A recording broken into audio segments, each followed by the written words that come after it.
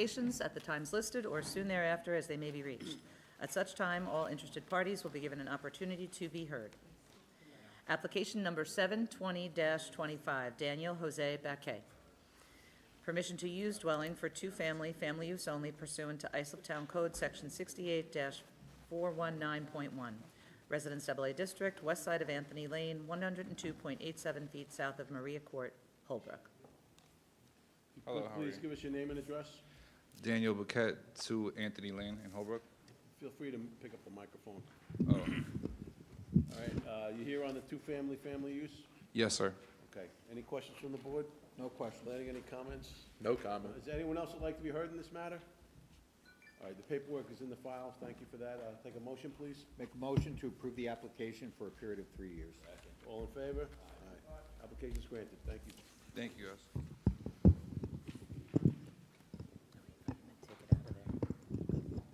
Oops. Sorry. Application number 85-26, Nicholas Paul Zoto and Barbara Zoto, trustees of the Zoto Revocable Living Trust. Permission to leave pool patio having side yard of 4.5 feet instead of required 6 feet. Residence A District, west side of Harvest Lane, 80 feet north of Lamoka Place, West Islip. Yes, good evening. Nicholas Zotto, I'm at 68 Harvest Lane in West Islip, and permission to leave a pool patio 4.5-foot setback instead of the required 6 feet. Okay, thank you. Is there any questions from the board? No planning, any comments? No comment. Is there anyone else that'd like to be heard in this matter? All right, I'll take a motion, please. Mr. Chairman, I make a motion to grant the application. Second. Second, all in favor? Aye. Application's granted. Thank you. Application number 86-26, Gerald and Lisa Leclerc. Permission to leave deck having side yard of 3.5 feet instead of required 4 feet, shed having side yard of 1.7 feet instead of required 2 feet, and pool deck having side yard of 2 feet instead of required 6 feet. Residence A District, west side of Peter Paul Drive, 150 feet south of Butler Street, West Islip.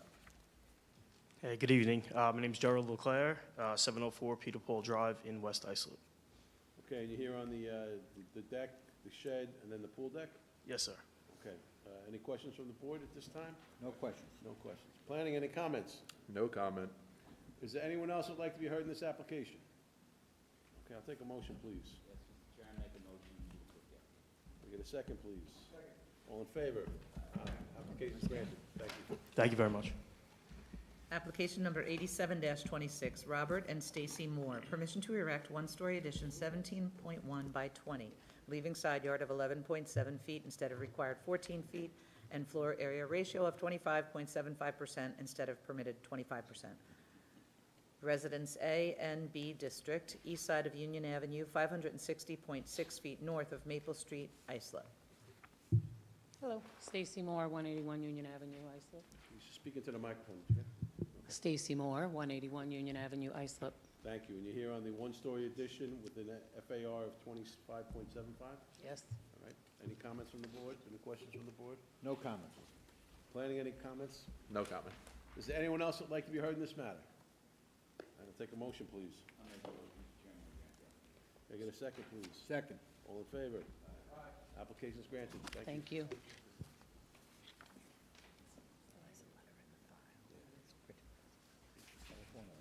Application number 88-26, Kara Pitta. Permission to establish accessory apartment pursuant to Islip Town Code, Section 68-602, to leave pool patio having rear yard of 3.7 feet and pool equipment having rear yard of 2.5 feet instead of required 6 feet each. Residence A District, north side of Hollister Lane, 264.32 feet east of South Bay Avenue, Islip. Good evening. Jeremy Jones, 30 Hedges Path, Farmingville, New York, 11738. All right, so you're here to just represent them for the accessory apartment and the pool patio and the pool equipment? Yes. Okay. Any questions from the board at this time? No questions.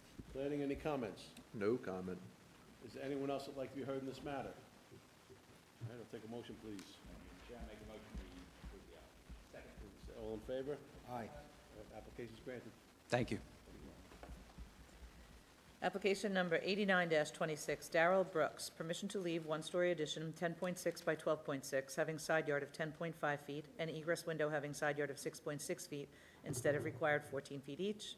Pond having side yard of 1.9 feet instead of required 4 feet. Driveway on side property line not having required setback of 4 feet. and front yard occupancy of 47% instead of permitted 40%. Residence B District, south side of Satinwood Street, 100 feet west of Nickel Avenue, Central Islip. Jerome Brooks, 58 Satinwood Street in Central Islip, New York, 11722. Mr. Brooks, good evening. You're here for the addition? Yes. You've got some side yard requests.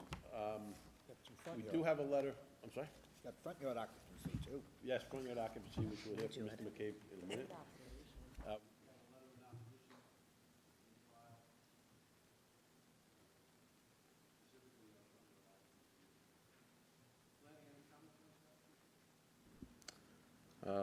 As far as the side yard is concerned, it's an existing setback, very common in Residence B. It was designed at a time where that was conforming. The front yard occupancy is a little higher than what the board would usually consider, and I don't really see any extenuating circumstances that should really change that in this case, but.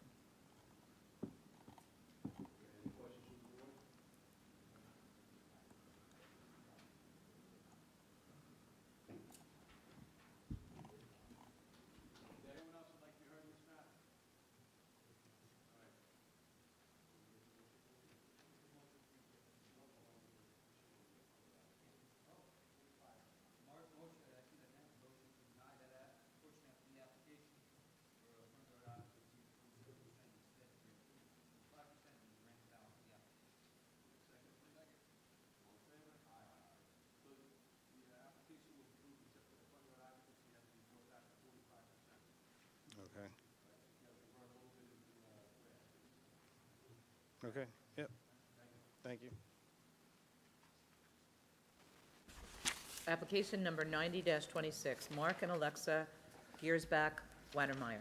Permission to erect second-story addition, leaving side yard of 13.1 feet instead of required 14 feet, front yard of 34.4 feet, and roofed-over porch having front yard of 29.1 feet instead of required 40 feet each, and floor area ratio of 26.4% instead of permitted 25%.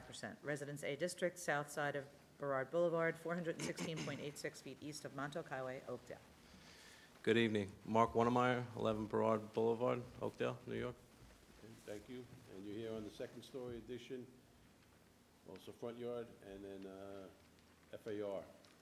Planning, any comments on these?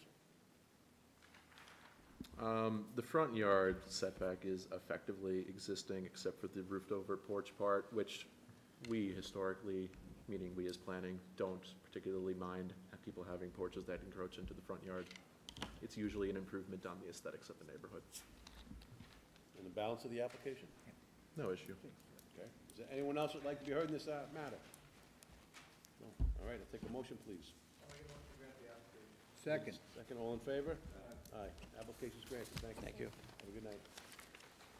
Application number 91-26, Mark and Victoria Romanelli. Permission to erect second-story addition, leaving side yard of 12.6 feet, and one-story roofline alteration, leaving side yard of 11.3 feet instead of required 14 feet each.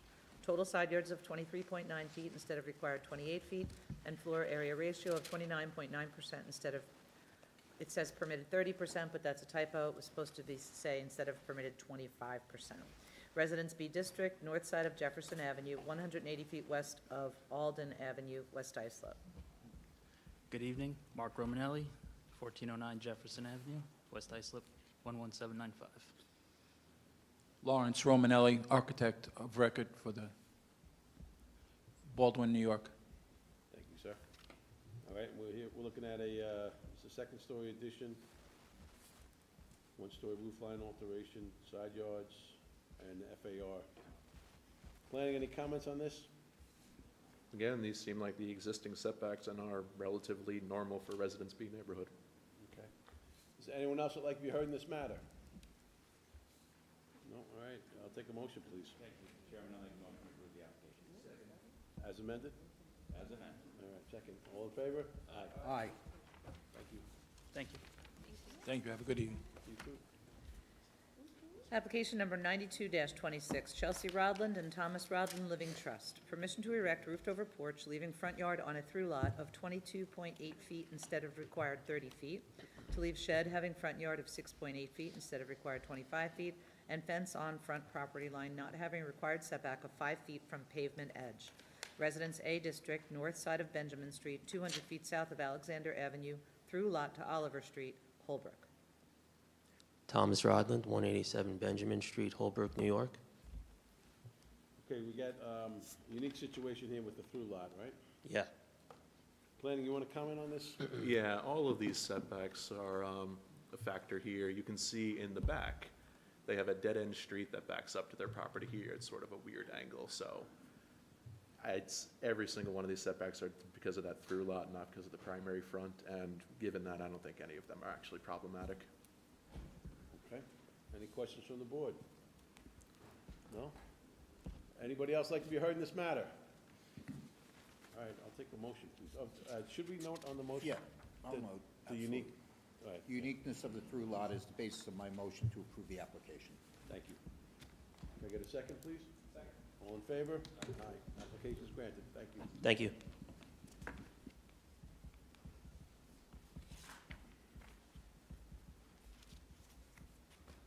Okay.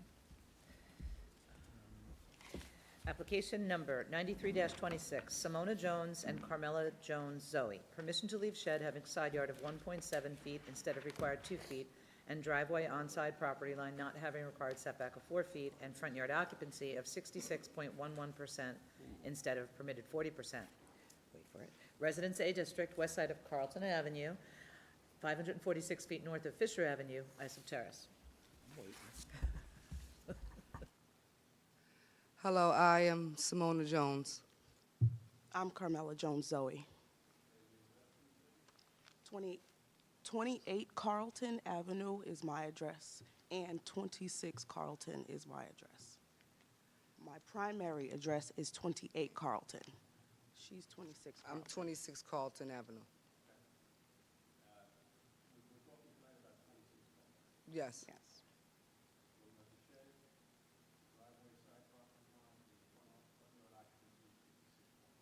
Yes. Right.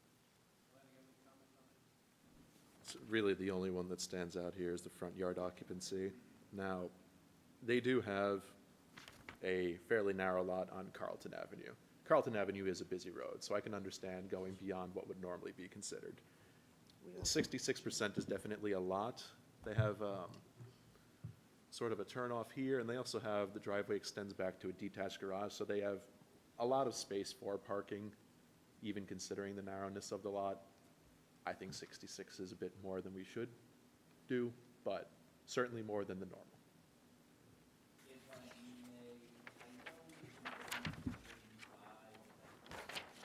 On a typical case. We have kids. I have a daughter that has special needs, and the reason why I extended the driveway is because she had elopement issues.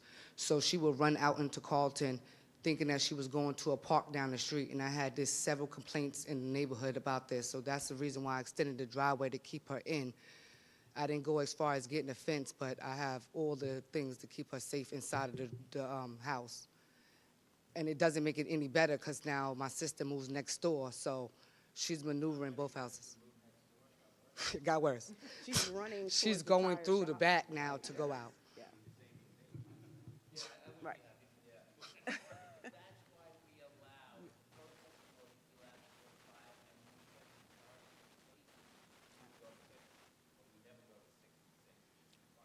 Okay.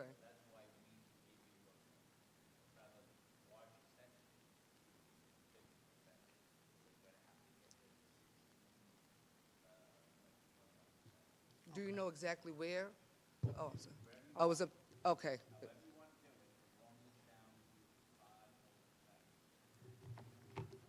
Can we replace it with gravel? Or rocks? Rocks. I don't believe so, no. Just grass. Well, we had an issue. Okay, we had an issue with that because I did have a garden bed over by where you see it's extended towards the bushes, the hedges, and the mud and all of that was getting underneath the situation. So. Shade of green. Okay. Okay, do I have an extension for that or a time frame for that? Because I have to go back to district court for this. Okay, going through it. Okay. Thank you. We're gonna give you a grant tonight. Just make the condition on that. When are, if I, And if, you're gonna go to district court? when are you due back at Fifth District? March 11th. Okay, so what I would advise is to just request an adjournment from that date. They will see that you came here pending approval, and just get an adjournment date, and then go back next time and just give them the update. Okay.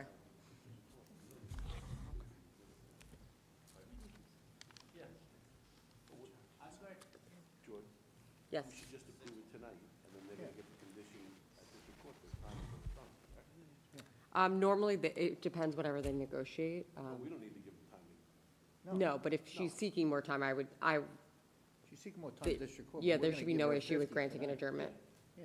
Our office will also contact law enforcement. Attorney's office, that's the representative from town attorney. They'll mark their file so that you, the judge, and the prosecutor will know you're doing what you're supposed to do. Okay.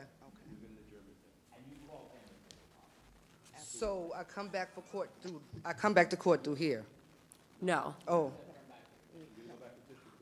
Okay. But you're gonna adjourn it for a later date. Okay. So there's no time frame on when I have to get this done? Not by us. Oh, by them, okay. Okay. But I would recommend giving them a call, law enforcement, before your court date, because oftentimes you could settle that out of how much time they'll be willing to give you, and sometimes you won't have to appear in court. They can do it over the phone. Okay.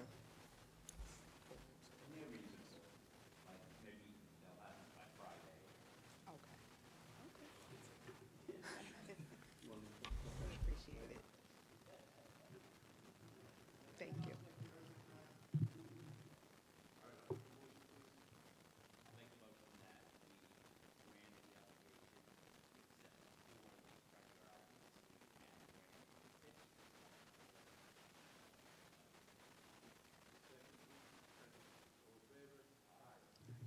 Thank you. Thank you.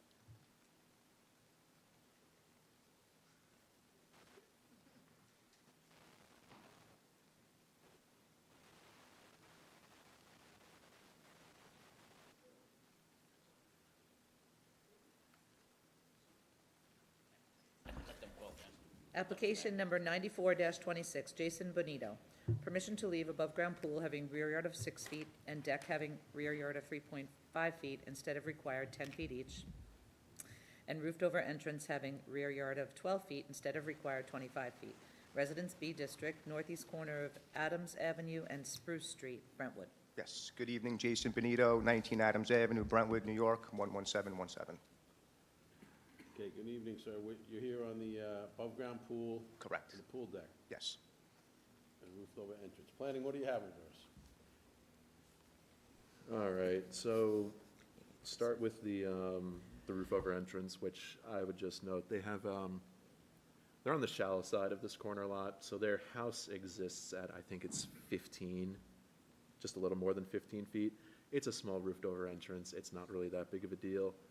The pool is close. The pool deck is especially close. Again, they don't have a very large rear yard, although they do have a decent amount of space in the side yard. They could have put it in theory. So it's a bit of a tough one. I certainly don't think the pool deck is very justified in its current location. It's 27 inches, so it's not like tremendously high, but standing on it, you could certainly look over the fence. Like most above-ground pool decks, you know, you have to access the above-ground pool. Challenge here is that the pool deck, you're standing on, you can see into your neighbor's yard. Yeah, I mean, my neighbors, I've known them for a while, they're pretty good with it. We have a good relationship, they use my pool. I mean, it's up, that's very true, very true.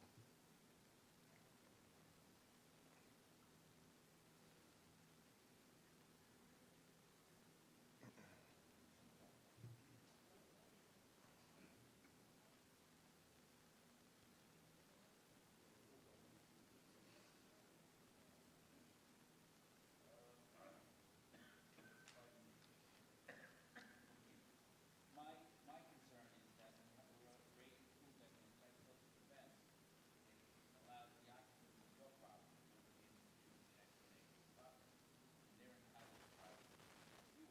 course.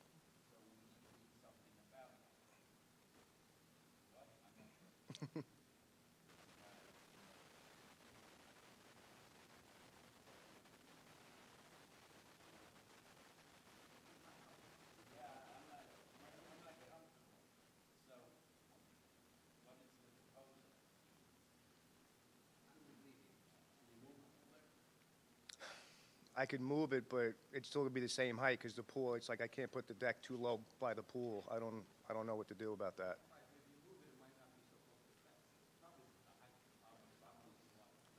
Well, even if I move the deck to the other side of the pool, it's still gonna be close to the fence on the side.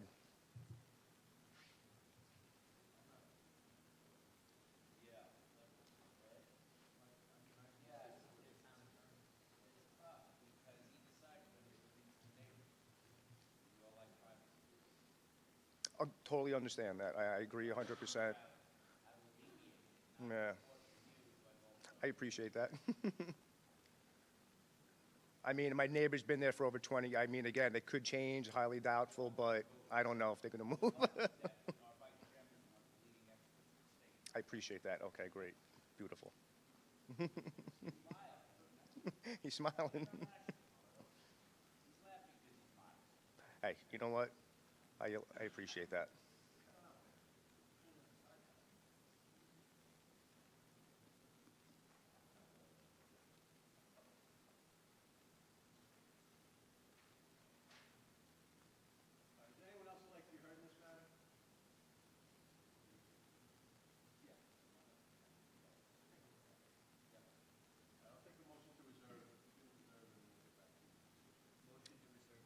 So I'm not sure what that means. Are you guys going to reach back out to me, let me know, or? Okay. I appreciate it, guys. Thank you so much. Thank you. No, I appreciate 100%. Appreciate it. I mean, we could speak to my neighbor if you want. It's up to you guys. But I appreciate. Thank you so much, guys. Appreciate it. Application number 95-26, Myrna Thomas Genius. Permission to establish accessory apartment pursuant to Islip Town Code, Section 68-602, leaving second front door where a maximum of one visible front door is permitted. To leave one-story addition, 14.7 by 23, having side yard of 9.1 feet instead of required 14 feet. Patio having side yard of 0.2 feet instead of required 4 feet. Roofed-over patio having rear yard of 1 foot and shed having side yard of 1.2 feet and rear yard of 1.6 feet instead of required 2 feet each. Residence B District, west side of Thompson Drive, 375 feet south of Diamond Street, Bay Shore. Good evening, Myrna Thomas Genius. I'm on 1092 Thompson Drive, Bay Shore, New York, 11706. Okay. Planning, what do you have for us here? Well, I brought up the street view here, which is very recent. So it would seem what happened is used to be an attached garage and it was converted, and then an addition put on the back of it. So now there's instead of what would probably have been a garage door, it's a second front door.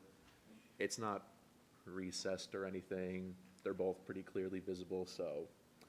And since it is being used for an accessory apartment, it does kind of directly violate that section of code with which we are trying to prevent single-family zoning from looking like 2 or 3 family zoning.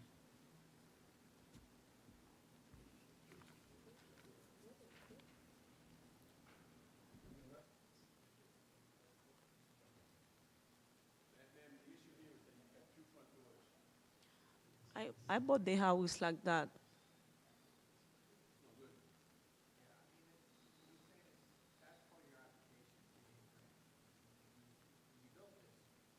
No, I bought the house like that. Okay. Okay. Okay. Okay, what do you want me to do now? Why now can do it with the door? What can I do now? Okay. Yeah, okay. Okay, thank you.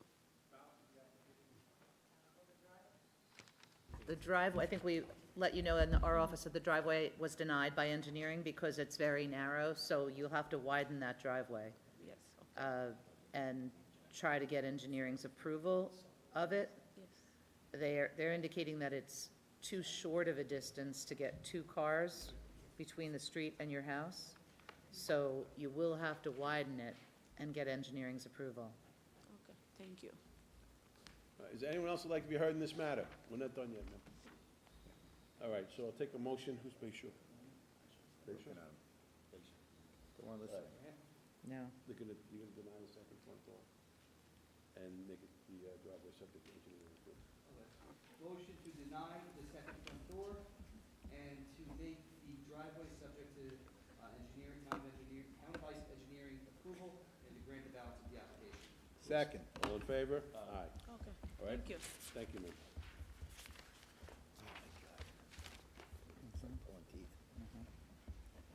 Who seconded? How many areas do I now have expertise in? Ed second. Oh, Ed seconded. He likes to leave us alone. John, did we say 3 years? No, I got it. Oh, for a period of 3 years. For a period of 3 years. Thank you, Jordan. Yes, Guam. I do a lot of work in Guam. Application number 96-26, Michael Drazen. Permission to leave in-ground pool having side yard of 9.6 feet and rear yard of 11.1 feet instead of required 14 feet each. Pool patio having side yard of 3.6 feet instead of required 6 feet. Walls having side yard of 1 foot and 2.3 feet instead of required 4 feet each. Dock on side property lines not having required setback of 4 feet each. And rear yard landscaping of 29% instead of required 40%. Residence A District, west side of Anchorage Drive, 165 feet north of Drake Court, West Islip. Michael Drazen, how are you guys? Good, Michael. Can you give us your address, please? 172 Anchorage Drive, West Islip, New York, 11795. All right, so you're here on the in-ground pool? Yes, side sir. rear yard, and planning, what do you have for us? Hang on, I'm just bringing it up right now. Okay. This is so, try and take it one at a time. Just go in order on the call of the meeting. The in-ground pool. This was the subject of a hearing about 5 years ago at the time. You were granted a rear yard of 10 feet. Side yard wasn't considered. Interesting note about that, the plan seems to suggest that it was in largely the same configuration, just a little larger actually than what's existing on the plans that was shown to the board at the time. Might have been a difference in how it was being interpreted. He has a very odd rear yard with a very angled property line back there. I think more to the point on the pool though, one of these setbacks, specifically the rear yard one, it's to the edge, dead end part of a canal. There's no impacted neighbor in this case. Realistically, the side yard is the only one that I would say is impactful. And I don't really think that it's problematic, given that. Where are we then? Patio's fine. These wall heights are like 2 feet, 1 to 2 feet, I think. Yeah, the property as it comes down from the house to the dock, to the water edge, drops about 4 feet. So as we kept the pool level, we had to do some type of stairs to come down to the dock. And next to the stairs, about the second step up, there's a small retaining wall just to keep the yard from coming into the water. Yeah, I'm looking at it here, masonry wall 20 inches, masonry wall 24 inches. They're about 2 feet high. Yeah, it's no big deal. The dock on the side property line, we're calling it a dock. It's labeled one there. It's the Trex dock that they're talking about there. This is, again, people have these sort of boardwalks, walkways along the canals here. It's not very uncommon for people to have more than a 4-foot wide one. And in this case, sometimes they cut in at the edge. He only has about 30 feet of water frontage here to begin with, so this is again something I really have no issue with.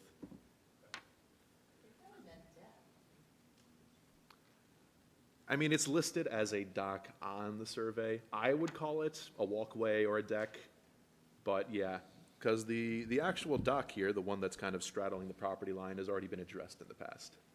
So I have to assume they're talking about the Trex, what they call dock. I would have called it a deck.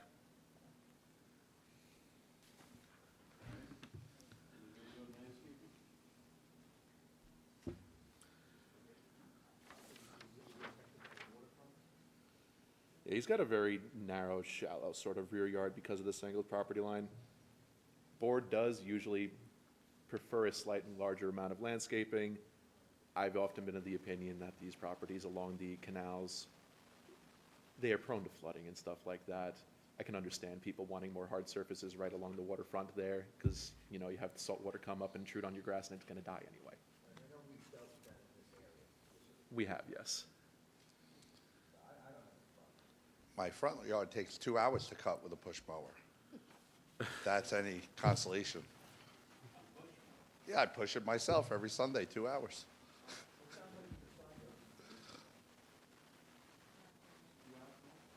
Yeah, with weed whacking.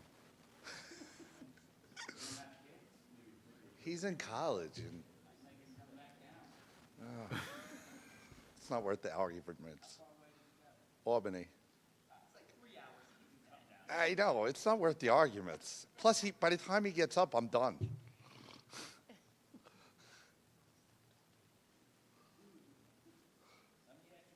Sure.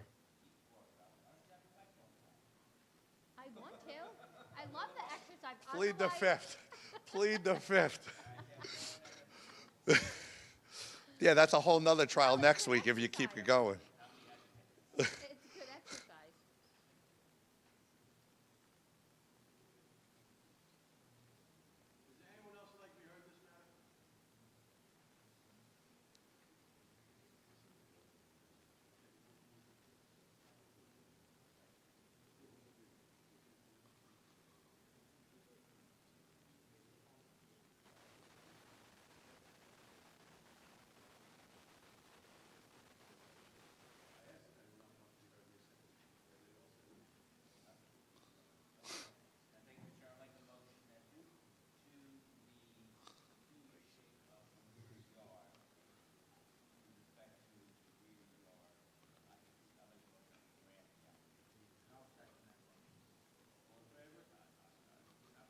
Thank you very much. No, go cut the lawn. I'll tell her to cut the lawn next week once the snow melts. Hey, I do the shoveling. I do. I'm not home. He's not, he plows. I plow for you guys. He plows, so I'm stuck over here. Have a good night, everybody. So we're just going to go out of order on the 6:30s just a little bit and call application number 101-26, John and Corinne Lomangino. Permission to erect second-story deck, oh, you need your firebox. Leaving side yard of 4.66 feet and rear yard of 10 feet instead of required 15 feet each, and to reconstruct lower deck, leaving side yard of 6.66 feet instead of required 15 feet, all having floor area ratio of 41.96% instead of permitted 30%. Residence BAA District, west side of Pine Street, 200 feet south of Cedar Court, Kismet. Good evening. The project started with a new foundation. The house needs a new foundation. Mr. Dunn, can you make your appearance for the record, please? Oh, yes. Michael Dunn, architect at 256 Orinoco Drive, Brightwaters, New York, 11718. Thank you. So we are repiling the house. We're not touching the house itself. We're just going to restructure the house. We are keeping the house at the same elevation that it is. It's already kind of a pretty tall, lifted house. We're going to rip off all the decks and the steps and the ramps, and it gives us opportunity to redo the walks around the house and expand the deck. We really just wanted to expand the deck to the west. There are funny walkways around the upper deck now. There's a 2-foot walkway on that north side. I don't know if you could see it on the picture. It's in the But shadow. the dotted line on the survey shows a little 2-foot bump out on the north side. So we would like to make that a real 4-foot walkway instead of 2 foot. So that's where we get to that 4'8". In speaking with planning today, I did modify the deck in the rear to hold 10-foot setback.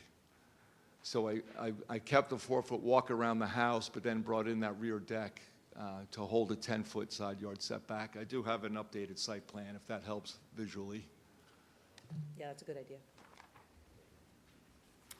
So do you think we still need to keep the 4.66 in the call of the meeting, or will the building department view that as walkway? Yes, because of the lower deck that's Okay. being rebuilt in place. Got it. Mr. Chairman, may I inquire with Nick on the FAR? Is Mr. Dunn finished? No, he is now. Okay. Almost 42%. Is that? Well, I suppose that number would theoretically change now that the deck is being cut in? It or- will come down a little bit. We do have lots of preference for that. We are keeping it under the 42% FAR.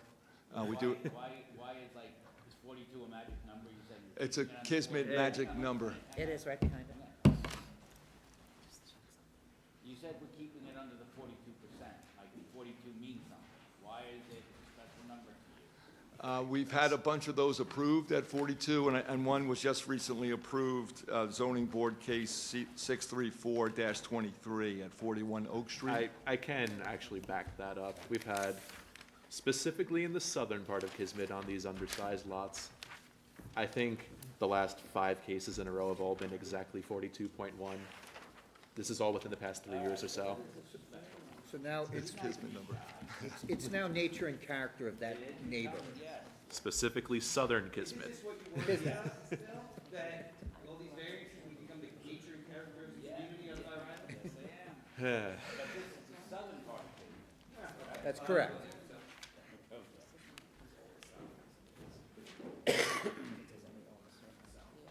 So that highlighted area is the upper deck. Okay. That we, I think you're it's ahead really here. a 4-foot walkway and then the deck to the west.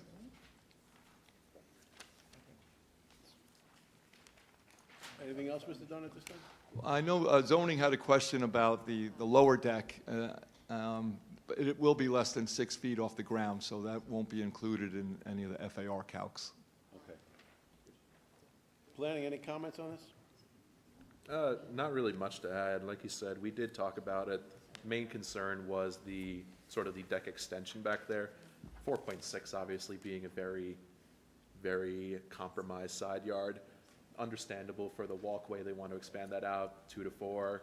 People can get by comfortably in and around their house.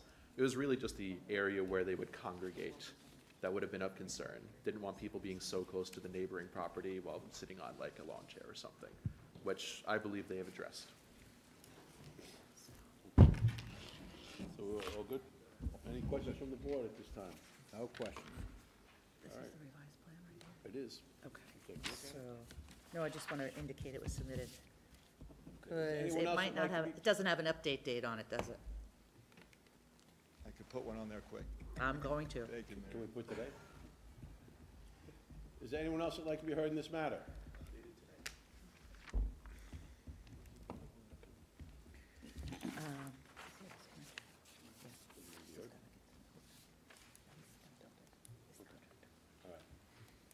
All right, then I'll take a motion.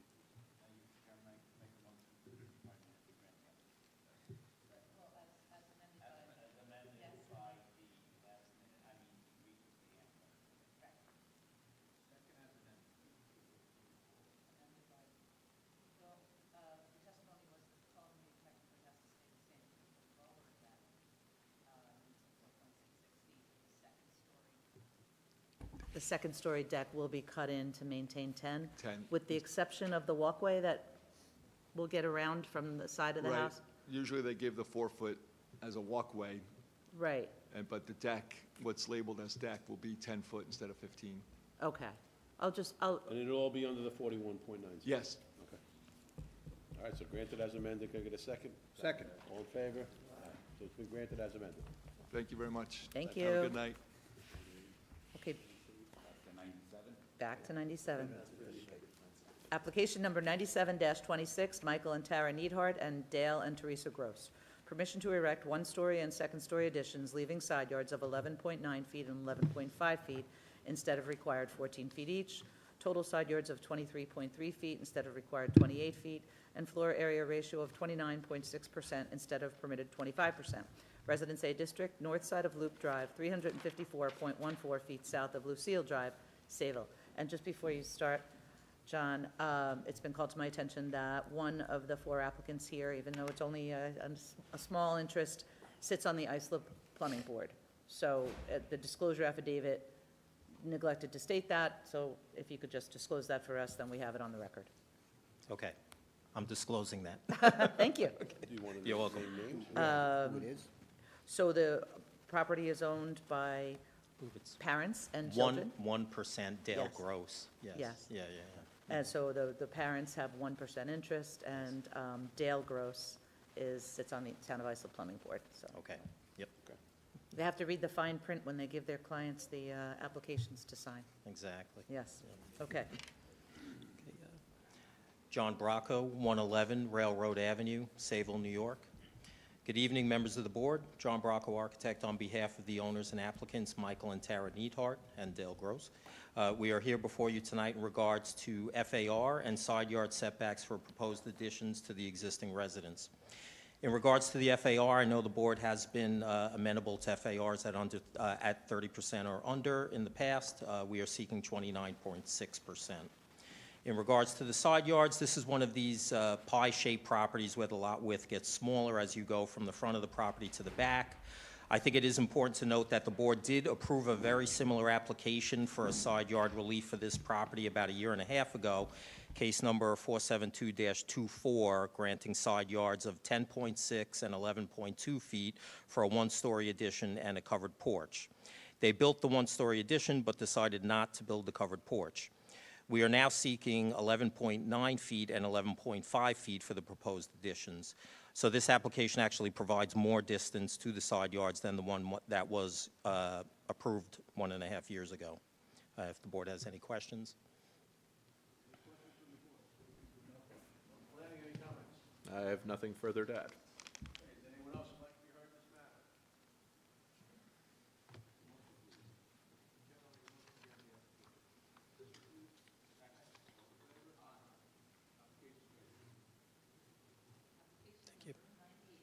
Dash 26, Elizabeth Fallon, permission to erect second-story addition, leaving side yard of 10.2 feet and roofed-over porch, leaving side yard of 9.2 feet instead of required 14 feet each, and floor area ratio of 27.9% instead of permitted 25%. Residence B District, north side of Harbor Avenue, 376.24 feet west of Ocean Avenue, Islip. John Bracco, architect, on behalf of the owner and applicant, Elizabeth Fallon. We are here before you tonight in regards to FAR and side yard setbacks for proposed additions to the existing residence. In regards to the FAR, I know the board has been amenable to FARs at or under 30% in the past. We are seeking 27.9%. In regards to the side yard requests we are proposing, the existing house has a rear second-floor dormer. We are now proposing a matching dormer on the front of the house, which will remain within the existing footprint of the house. This is another case where, unfortunately, the house is not parallel with the side property line, so the existing back corner of the house is 11.9 feet from the property line, and the existing front corner of the house is 10.2 feet from the side property line, which is the variance we are requesting for the front dormer.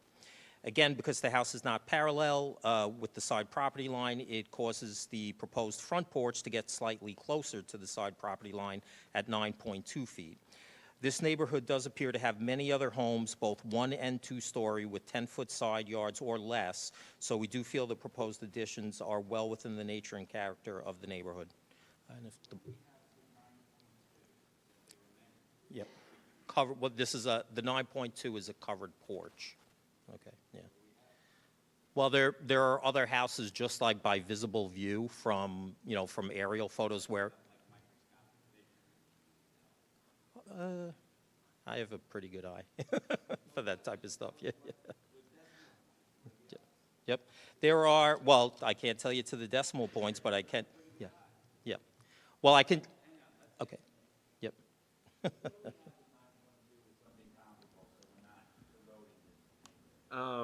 As far as zoning board grants, not a large amount. There is one at 8.5 for a roof over porch. Not a lot that are granted by the board. I would agree with him that it's probably very likely that there are a bunch of 10 feet. This is something I say relatively often. A lot of these older Residence B neighborhoods for a very long time, many decades, 10 foot was the required setback. So most of these were developed at 10 feet setback. The 9.2 in this case, again, is just for the roof over front porch. So the house itself maintains exactly that 10 feet as is expected. The front porch goes a little bit closer because of the angle. Because it's a porch, I don't think it's problematic. Yes, he did. Thanks, Nick. No, nothing.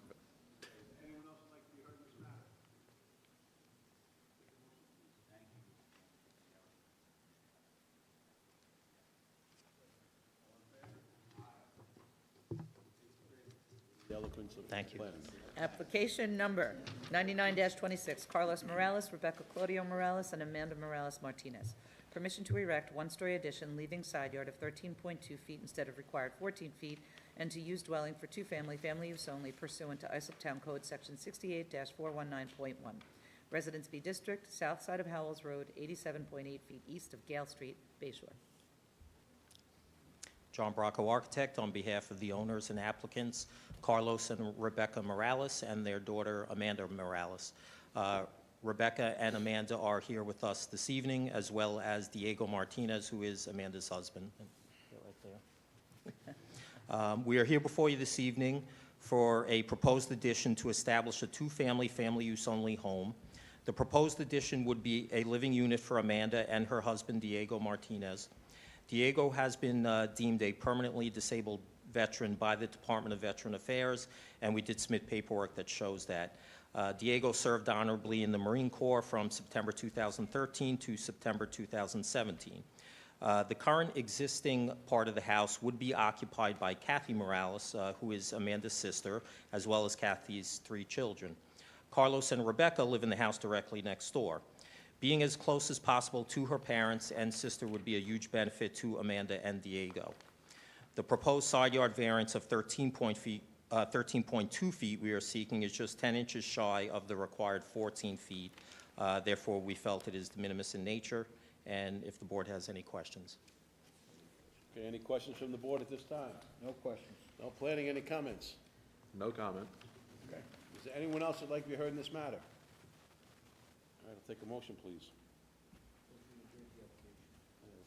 3 years on the... All in favor? Aye. Aye, application's granted, 3 years for the accessory apartment? Two-family. Two-family. Thank you. Application number 100-26, Michael and Anne Marie McShay. Permission to erect one-story addition, 11 by 18.5 irregular, leaving side yard of 5.2 feet instead of required 14 feet. Residence B District, east side of Saxton Avenue, 581 feet south of Brook Street, Sayville. John Bracco, architect, on behalf of the owners and applicants, Michael and Anne Marie McShay. We are here before you tonight in regards to a side yard setback variance for a proposed 203 square foot, one-story rear addition to the existing one-story residence. The existing house is a small two-bedroom, one-bath home. The proposed addition would add a small den and half bathroom. The existing home is CO'd circa 1913 and currently has a side yard setback of 1.9 feet. On the same side of the house, we are proposing the 5.2-foot setback for the addition.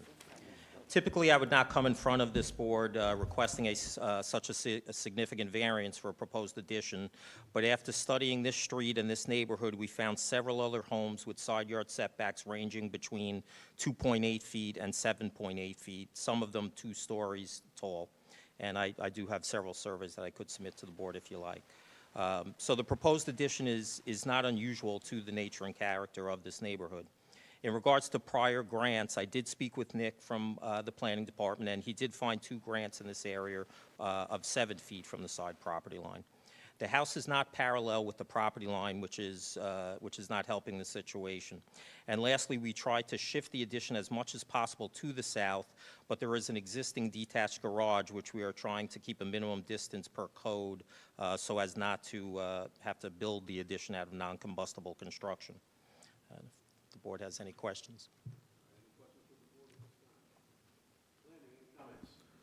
I do have at least one thing to add. I actually found another case after I spoke with you that was granted at 2.5 feet for a side yard, which I think corroborates what he's saying, that as deficient as this side yard is, it actually is sort of the nature and character with these very undersized, narrow lots.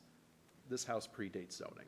It was built in this place, and I think they are making an effort to bring it in, understanding that they have a very compromised existing side yard. Yeah, I don't think they have a reasonable alternative. Is anyone else would like to be heard in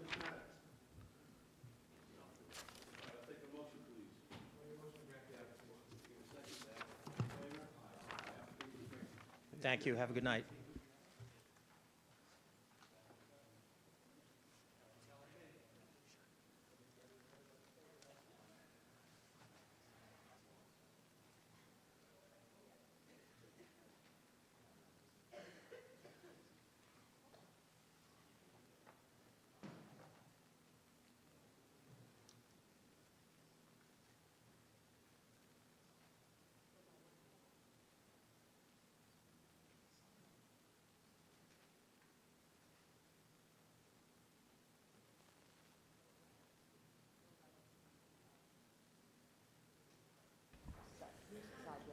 Application number 102-26 for Sutton Court LLC. Permission to leave dwelling 28 by 30, having side yard of 4 feet, and to erect second-story addition 15.7 by 30, leaving side yard of 4.5 feet instead of required 14 feet each. To leave egress window having side yard of 3 feet instead of required 14 feet, and shed having side yard of 0.4 feet instead of required 2 feet. Residence B District, southwest corner of Sutton Court and Higby Lane, West Islip. It's Michael Orato, 535 Broad Hollow Road, Suite B16, Melville, New York, 11747. So we're here today seeking relief to maintain a 1.5-story dwelling that has a side yard setback of 4 feet where 14 feet is required. This house was built in 1950 and was never CO'd in the past 76 years. It has also been in existence without any issue. This lot varies in width and is also very undersized for a B zone in the town of Islip. The lot is approximately 5,743 square feet, where 7,500 square feet is required. This lot starts out at 57.98 square feet and then narrows towards the back to 51.54 square feet. Due to this tapering towards the back, the 6-foot setback of the house shrinks to 4.6 towards the back. So the lot size and this addition is not out of character for this neighborhood, as we observe many lots to be undersized and not carry the necessary setbacks. Some of the examples are 6, 8, and 9 Sutton Court. The proposed alterations will not increase the current setbacks. It will bring the 2 bedrooms that are upstairs to code, as the current ceiling heights are 6'6", and this alteration will bring the ceiling heights just above the 7-foot requirement. The owner has 2 letters from the neighboring properties, which were provided to the board, which is 6 Sutton Court and 5 Higby Lane, and they don't have any issues with this proposed work being done. These also are the 2 nearest houses to this property, that if there was any negative effect, these would be the most affected properties. The egress window is no longer to be installed, as the basement is going to be unfinished. If the board would to allow the shed to stay in its location, we're good. If not, the owner is willing to bring it to a 2-foot setback, or if it falls apart, he's just going to remove it. While these conditions are self-created, the only way to increase the setback would be to demo this house and rebuild it, which would create a financial hardship on the owner. If the board would to approve the application, we don't feel it would create a negative impact on the neighborhood, the environment, or any of the surrounding properties. It would, however, make this house to be finally in compliant with the town, getting a CFC, and then a CO will be issued for the new alterations. It's just, we have no idea how this house was built. We pulled records. There's no records on the town of drawings. Yeah. No, not necessarily. Yeah, as you can see from the aerial photograph, this house is one of 5 in a row that are almost identical. They appear on a filed map. It's on the side of the CO and on the survey. The map was filed in the office of the county clerk as the map entitled Babylon Higby Lane Development. It was filed November 10 of 1925. So there's no evidence. There's no evidence of a permit or a CO having been issued. It doesn't mean that there's just no evidence of it. The other homes which are almost identical to this lot, also filed on the, built in accordance with the same filed map, all have COs. So They all predate zoning?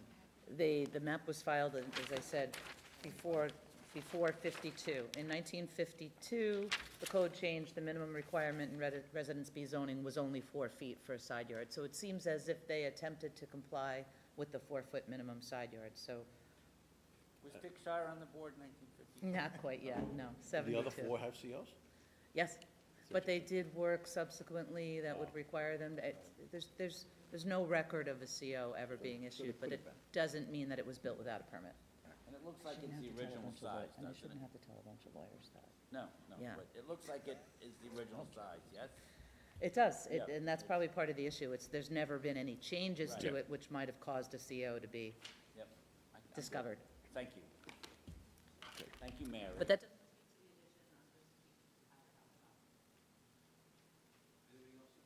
No, that's it. Well, less now, thanks to Mary, certainly. But yeah, as far as the house existing, there's not necessarily anything nefarious going on with it just randomly appearing. We don't have record of a CO, but, so, to leave the dwelling, not really at issue. The addition is a tougher sell. It is in line, but it is such an existing compromised side yard, and the standards have changed at this point that it's, the fact that it's second story especially makes this a very difficult application, in my opinion.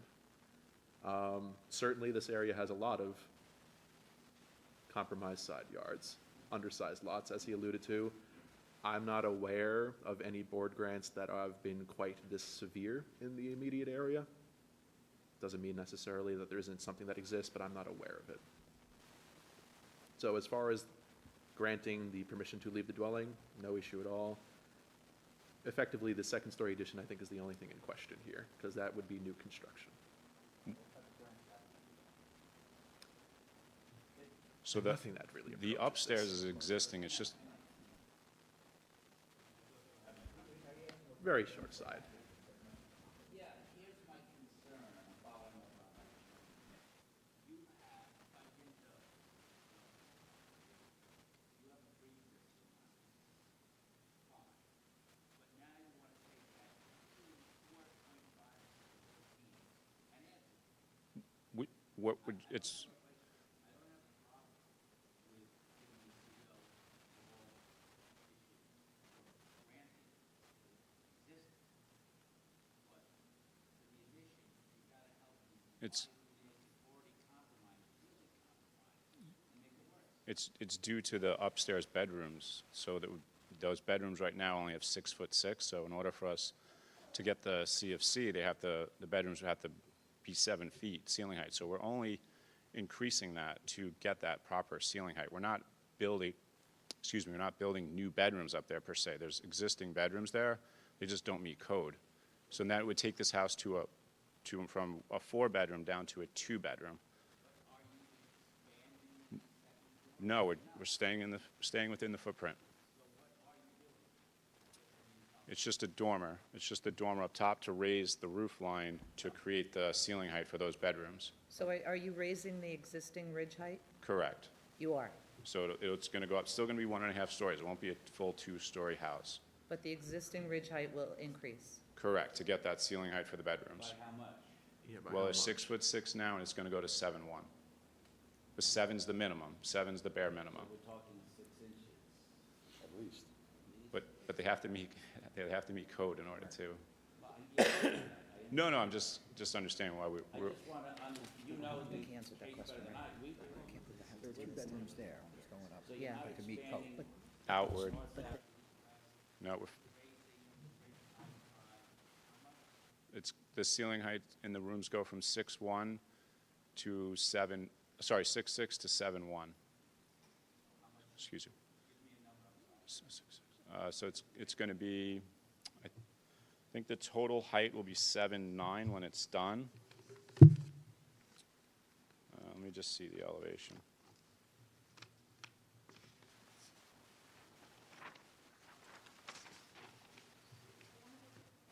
And I think that one of the things that makes it not a dormer, in my mind, a dormer means that the ridge height is staying the same, and you're just punching out a wing off the back of the house. Yeah, it's very similar to the house right next door, 6. It's going to So- look just like that. So the bedroom up there. So if you want to see the drawing, I could show it to you. Yeah, why don't you, is this right here? Let me see what you got. We don't understand what you're doing, and He's doing more than just raising the ridge, though. He's like squaring it off. Oh, yeah, but a you're adding- dormer just goes like that but aren't you adding a from dormer? the existing ridge. Sure. So he's Just go going back to the microphone so the stenographer can get the. Are they- Right, yeah, I can ask understand them? that. but Yeah, it's- please, please. So, yeah, we're, You keep saying That you're still seems a adding little the ridge disingenuous height. to just call that a 6. I have circled, I wanna show you this, please, so we understand. I have circled, it looks like a dormer. I don't mean to. Yeah, what that's- at you. That's still a second-story addition. This Yeah, isn't just a get it. roof line alteration or anything. Oh, no. Yeah, okay, that's completely No, different. the reason I So, asked is about the that ridge the is addition? because it's not just a dormer, it's a second So story. you're, So, that's why we call it a second story. This dormer. so. Yes. But when you keep, put your finger where it was before, on the dormer, is that there now? No, it's not. Oh, so you're not just raising the ridge height, you're expanding, well, you gotta let me finish. The squaring I know off you're part a- is the addition, though. You're a Captain Permit, so, you keep saying you're only gonna raise the ridge height, and I asked you 3 times, are you going, and I was very specific, are you extending north, east, south, west, and you said no. It is. Why do we have this discussion where we have to drill down and you are pushing out? I asked you that. I wasn't asking that. I said, are you extending it any? And you said, no, we're only going up. Okay, so I confused it by asking for ridge height, because, and the maximum height of the house is whatever it is now. Is it 25 feet, the maximum height? So my question to you was, is the ridge going higher to support this new dormer? well, the ridge is increasing, correct. So It's going to is be it bumped going up to go in to the order. maximum 28 feet that's permitted in Residence B zoning maybe? Yeah, we're not going higher than that. Well, yeah, but the question is the difference between its existing ridge and the proposed ridge. Let's see. It doesn't look like he is raising the ridge, that's what, yeah, I don't think he understands what a ridge is. Do you know how high you raising the Give me ridge? 1 second. Let me see what we have here. It looks like it's 19.4 from grade.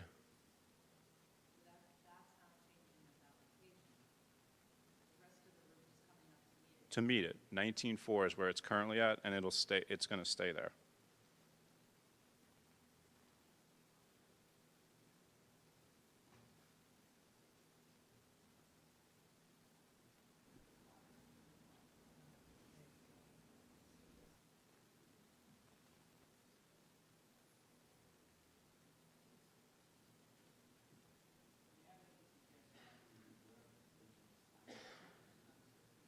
Does anyone else like to be heard in this matter? Is there anything else you'd like to say now before we adjourn? No.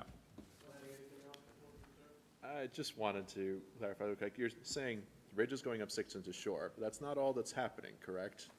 The ridge is coming up, and there is, in fact, a second-story addition happening on the back of the house. But that addition is, those rooms are there already, is what I'm trying to tell you. So like in order to get the CO, you'd have to raise it to 7 feet. That's the only way to accomplish this, to make the house compliant with New York State Building Code in order to get the CFC. So, Even if it pre-exists the code? well, we don't have a Currently true have a CO. answer on that. When I ran the building department brought me to this, they were like, we have no plans, we have no proof that this house was in exist. This board grants you the variance for what's existing, and it's legal. You don't have to worry about it. But we lose 2 bedrooms in the home.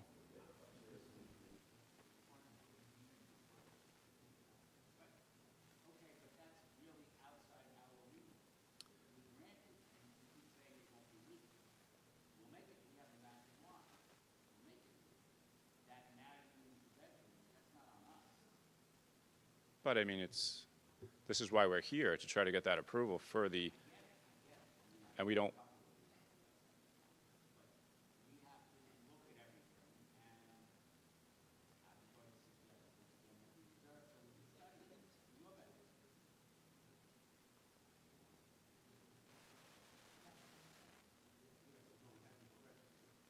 you've had those, yes.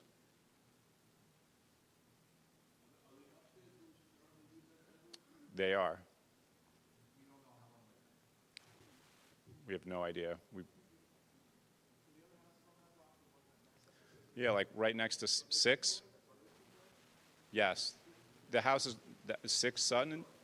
Yeah, see 6 Sutton on your, if you go to Google view, the house is going to look identical to theirs. They came right off the bat. There are ways to age structural review. Typically, somebody, it doesn't, there's not really proof for finding. You can age the construction material. You can have somebody come up with a wall and age the beams. We could, but It's a lot cheaper than doing this. So the assessor's records apparently indicate that the house was built in 1950, which makes perfect sense because it was right after World War II. And even though the map was filed significantly before that, the wars kept the construction from happening for a while. So the assessor date of 1950 is probably accurate.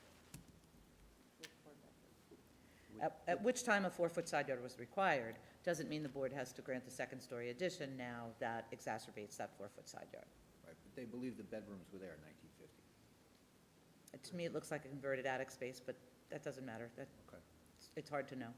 Okay. All right, there's no one else that would like to be heard in this matter. I'll take a motion to reserve. Motion to reserve.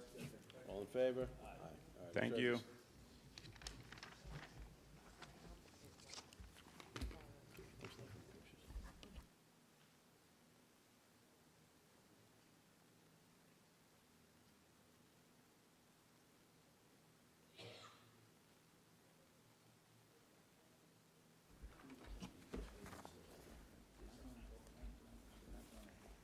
Application number 103-26, Harn Food LLC. Permission to erect 2-story dwelling on lot having width of 67 feet instead of required 75 feet, and area of 5,014.85 square feet instead of required 7,500 square feet.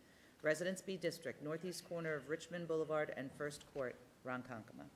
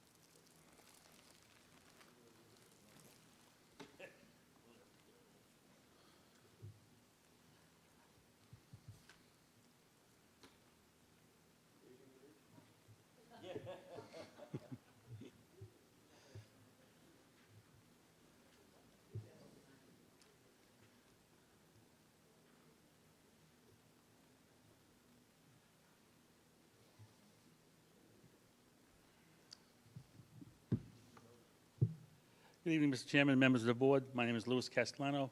My office is at 2693 Middle Country Road in Lake Grove. As you're aware, this property had a variance, which was denied in 1984 for a much larger home. It didn't conform to anything. We have designed a 2-story single-family home that maintains the front yard, rear yard, side yard, and FAR. We are approximately 200 square feet less than the FAR allowed. We're willing to take any suggestions from the board on placement of the house, which way you want the house face Richmond or First Court. We feel based on the 5 criteria, this house will not impact the neighborhood. It fits in with the character of the neighborhood. We feel it's not substantial because we meet the FAR on all the side yards, rear yard, and front yard. The benefit can't be achieved by any other method. This is the size of the lot. There is no environmental issues. The Board of Health is pending based on this approval, and the difficulty was not created by the owner. That was on a lot on a filed map. Please note, in the package I handed up to you, there's a radius map on the left and a copy of all the houses, section, lot, and block, and the size of their lots. When you say the difficulty is not created by the owner, who is it created by? We bought the lot, this is it, it's been on the map. Yes. if your client bought a lot that's on 6, 7 feet, then Right. that is in fact self-created. That being said, it's not fatal to the application necessarily. All right. But he's proposing to build a house on a lot with the width of 6, 7, so Right, okay. that's self-created. Okay. It's okay, my wife says all my problems are self-created too, so these things happen. I married her sister. Can you tell us how many other homes in the 500-foot radius? How many other homes are at 67? The one right next door is 67. If you look on the chart that I gave you, off the top of my head, I don't have it in front of me. I have all the photos are marked, which ones are 67. And I was able to find 3 variances that were granted. I was able to foil 3 variances that were granted. None of the lots in this neighborhood conform to the zoning. But I was able to get 3 lots. They're in your package, the last one at the end.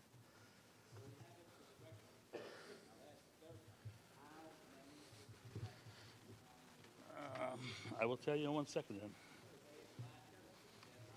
Are there 6 or 7 on 67?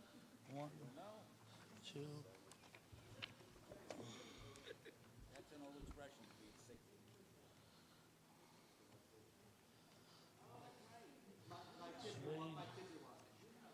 4, 5, 6, 7, 8,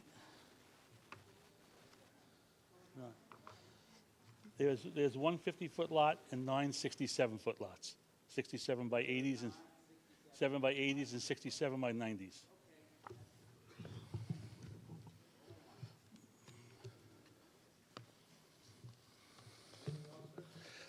That's it, sir. As he has laid out for the board here, there is, really the entire neighborhood is substandard in this case. This is a leftover lot. It was subject to a hearing at one point and was, unfortunately at the time, denied, although they were requesting an additional variance for a rear yard at the time. What's notable and distinct about this from that is, well, 2 things. One, they are, as he suggested there, or as he mentioned, they are asking for no other relief. No setback, no FAR, only the existence of the lot as it currently stands and has stood for many decades. This is something that we've been in support of recently as planning development, and we have been consistently within the past couple of years to try to get rid of these straggling leftover lots, so long as they can otherwise conform to the zoning code, which in this case they have successfully done so. So planning supports the application. Does anyone else like to be heard in this matter?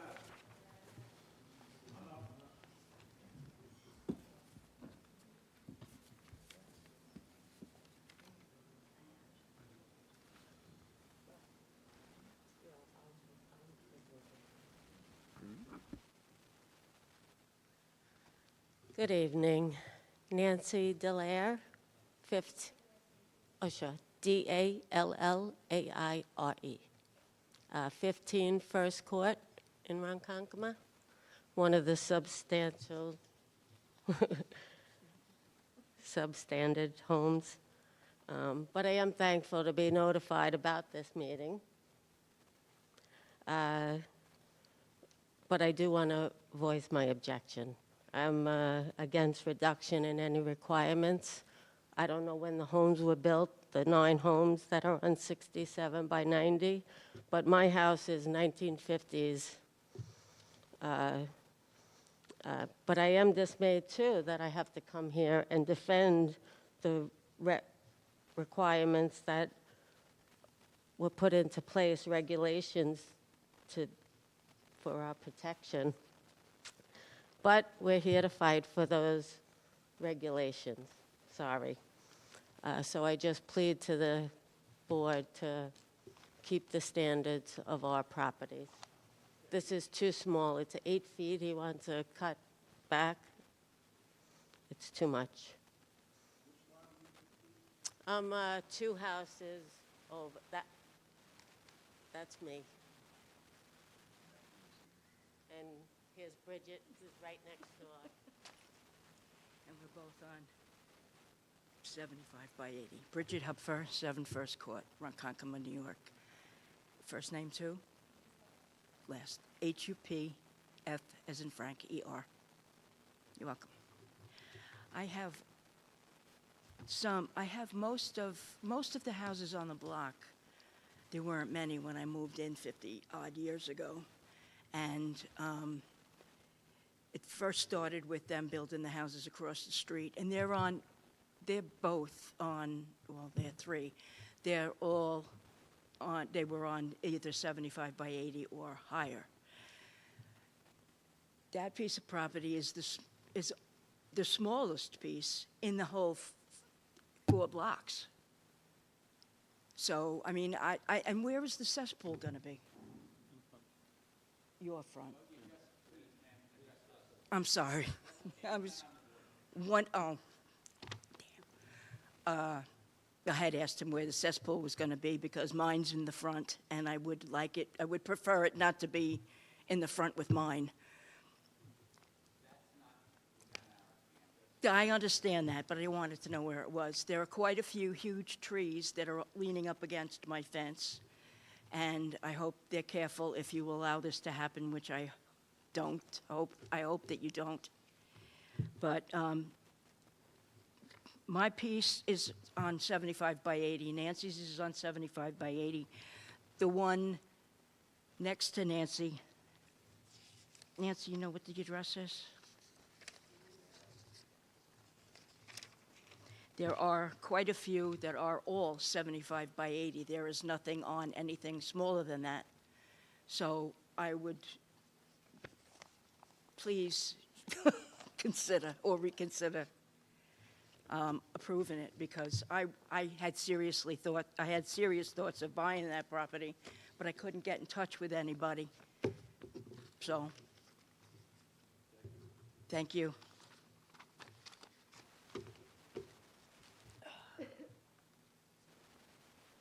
Good evening. I'm Karen Cooney, 15 First Court, Ronkonkoma, C-O-O-N-E-Y. I'm coming to you as behalf of a resident for the Ronkonkoma Chamber of Commerce that are trying to protect the well-being of Lake Ronkonkoma and preserve the area that's around it. It's bad enough that we have the houses that are being brought down and rebuilt, but we're trying to preserve areas for our wildlife and for the area that we're trying to build up of Lake Ronkonkoma to preserve the beauty and what it was at one point. So I would really appreciate it if we could stop building and stop taking down the trees for our wildlife and preserve what we do have left of our greenery surrounding beautiful Lake Ronkonkoma that's been there since the 1900s, even before. So if you can take that into consideration, I would greatly appreciate it, along with the residents of the Ronkonkoma Chamber of Commerce. So thank you.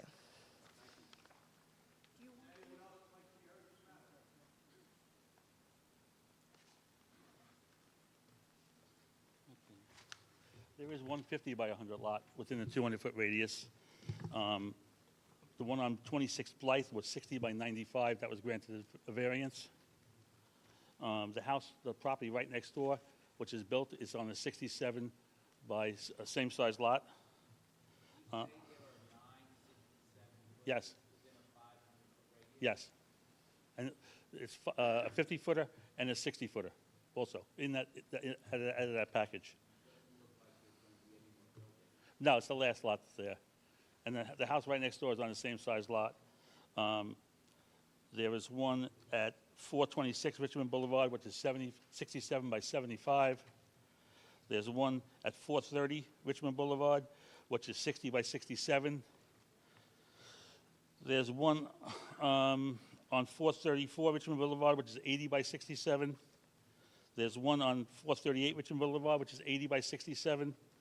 There's one on 440 Richmond Boulevard, which is 80 by 67.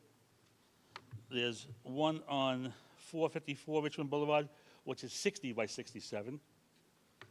There's the one on 59 Lakeview Court. Yeah. These 9 that you were just stating for us are all within the 500-foot radius Yes. that you provided? And as far as the lady with the trees that adjoin her property, we'll meet with her and save what she needs to be saved. There's no reason to strip the lot to nothing. We want to be a good neighbor. All right, anybody, any other questions before we reserve? No problem. No? Planning, anything else? We're reserving. Good. All right, I'll take a motion to reserve. Make a motion to reserve. All in favor? Aye. Thank you very much for your time. Everybody good to keep going? I think so. Application number 590-24, Schaefer and Schaefer Realty Associates, Inc.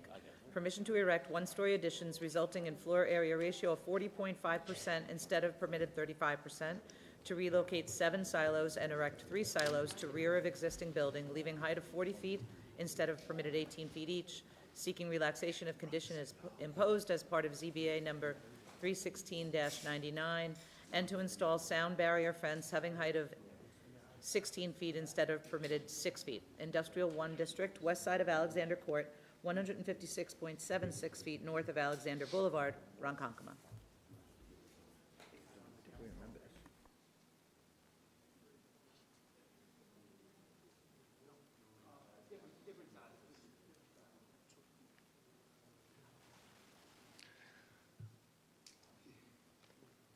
Yep. Good evening, Mr. Chairman, members of the board. John Armentano from Farrell Fritz.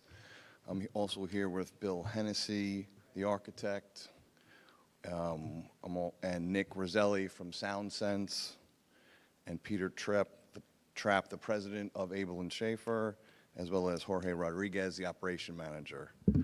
We were here quite a while ago on November 12th of 2024, and much of this application was regarding the silos, and again, we're here for the silos.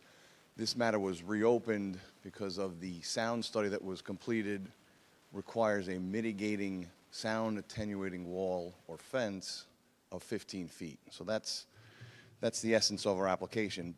We previously submitted a booklet, and I'm not sure if you still have that, but it kind of gives you a sense of the application. I can take you through it quickly, as well as the history. We also submitted a appraisal report from Paul Dykes' office, who concluded that there will be no adverse impact on the neighboring property owners with this installation of the silos. And again, this, yes.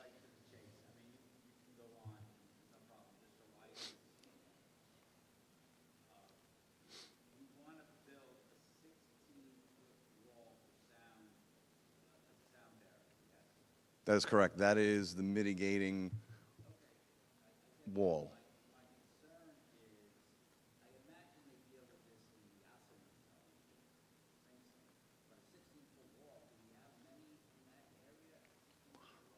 Well, you do have, well, yes, I think the town of Islip, and it's in our second submission, which has the Sound Sense report. The last document is an approval by this board for a sound wall in Holbrook for the Amazon dealership. There was one constructed, it should be exhibit,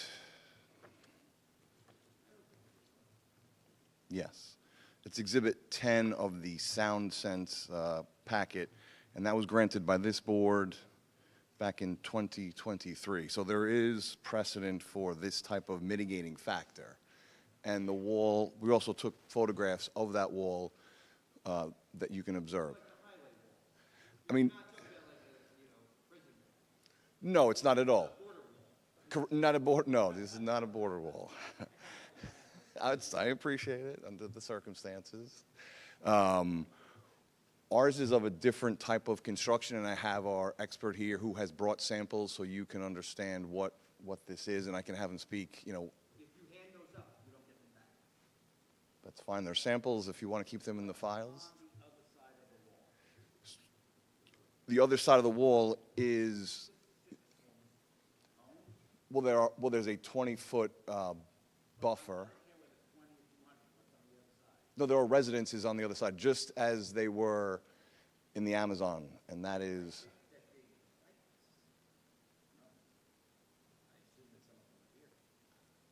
They may not. I would like to present, if you will, and then of course we'll hear from the neighbors. So in addition, what we're here for, and we went into great lengths about the prior conditions. Again, we have, and Bill Hennessy can speak to this, this is modernizing the facility. Again, you already have a 40-foot structure that is part of this facility that exists today, and there are photographs of that in our application. If you look at the exhibits, we also have renderings as Exhibit 5, which does show you what this will look like when completed. And again, this application received several variances in the past for the silos in particular. So we have 7 that exist. We are increasing that amount to 10, which is an additional 3. I think an illustrative photograph for what you may be concerned about or what the neighbors may be concerned about, you can locate in Exhibit 9, shows you the existing conditions. There's a massive, large area for operations that currently take place at the facility. And then if you look at Exhibit 9, I'm sorry, so that was Exhibit 8 showing existing conditions. Exhibit 9 are winter photographs taken over the last few days. And if you look at those, the silos and the existing building are very visible through the tree lines that are there today. But if you're asking what's on the other side, there is a vegetative buffer that exists. We are not looking to alter that. It's on a paper street for the town. We can also supplement the plantings on our side as well.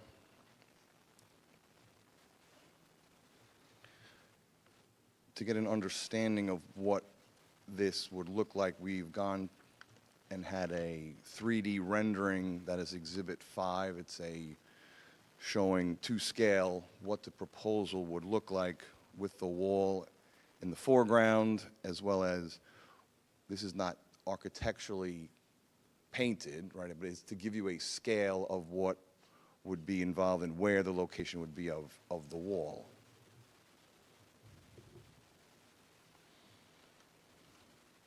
Again, in terms of the relief that is being requested, we are requesting an FAR of 40.5 when 35 is permitted. There have been variances granted in the vicinity and actually to the very north of this property that was submitted in our November 2024 hearing. That was Exhibit 13, where an FAR was granted by this board in 2015 for a floor area ratio of 45.4. And I don't think there was much discussion last time with regard to the FAR. We're clearly within the precedent set by this board in immediate proximity to the subject property. There were several variances granted by this board. Application 50790, where 3 silos were installed. There were conditions placed on the property. There was an increase, more land was purchased to the north, and that was in the late 90s. So that in 1999, the ZBA granted an additional 2 more silos at the subject property.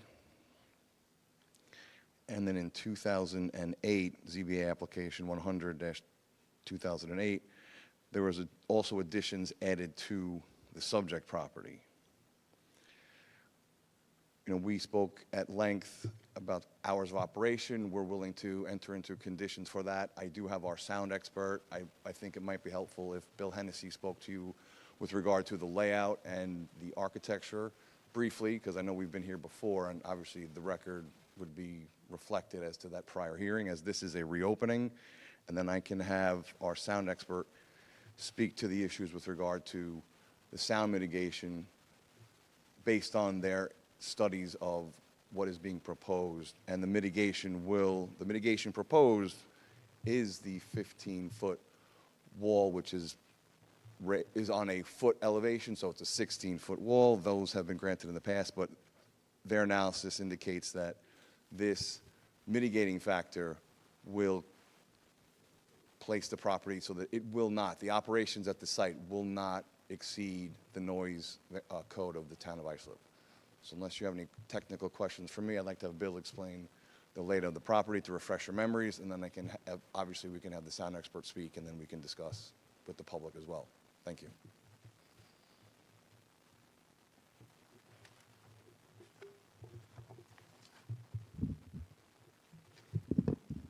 Good evening, everybody. As John stated, I'm Bill Hennessy, the architect for Babel and Schaefer. So briefly, the genesis of the project is to retool the factory, modernize it to bring it into a current standard. Right now, the administrative offices are off-site. They moved out a few years ago, again, trying to free up some space inside the building. We want to be able to bring that administrative office area back into the building, and to do that, on the south side of the building, where there's a current production area, we're going to pull that production out of that location, move it towards the center of the building to free up that space to be able to create roughly 6,000 square feet of administrative office. It would be 3,000 over 3,000. So there's a mezzanine that's getting dropped into the building, which is what's increasing our gross floor area. By moving the production towards the center of the building, it will actually make the operation much more efficient. We do have to take over part of the existing warehouse to do that.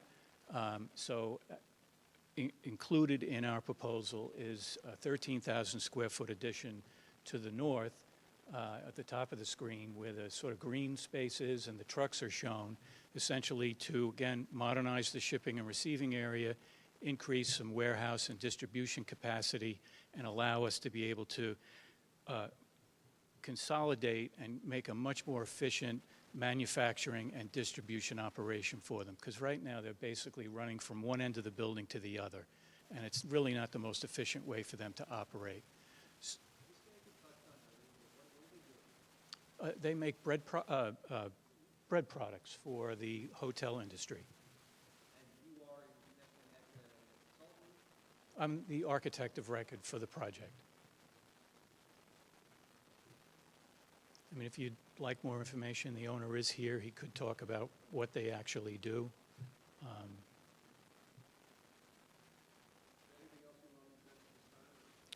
If there's any other questions that I can provide any clarity, I'd be happy to do so. I do, yes. Just one other point as well. As the board may be aware, this has been a facility since 1986. It's been the staple of this area for a considerable period of time. They would like to remain. These are necessary changes to allow for this facility to operate and to remain on the property. I'd like to stress that point. I think they employ over 100 employees. There's significant local workforce here, so we'd like to be able to remain. Again, as said before, we are just relocating the silos for efficiency. As said previously, this is a manufacturer of bread products. The other point is we have been through site plan. The planning board has approved this property configuration that you see before you. There were relaxations for landscaping and parking, which were approved. So we're here again for the variances that are required. Obviously, the height of the silos has already been considered by this board. It's a flour or sugar. Those are what the baking materials that need to be, and they can speak more to operation, but that is then put in. Yeah, okay, that's siphoned through to. Currently, they are 40 feet tall. I don't know if you wanted to raise any point. So please come up.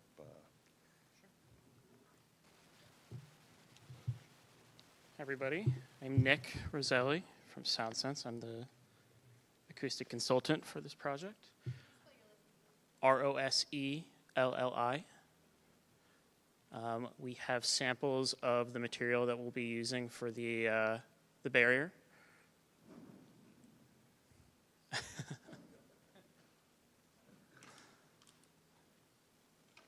So the barrier material is an absorptive material, so no worries.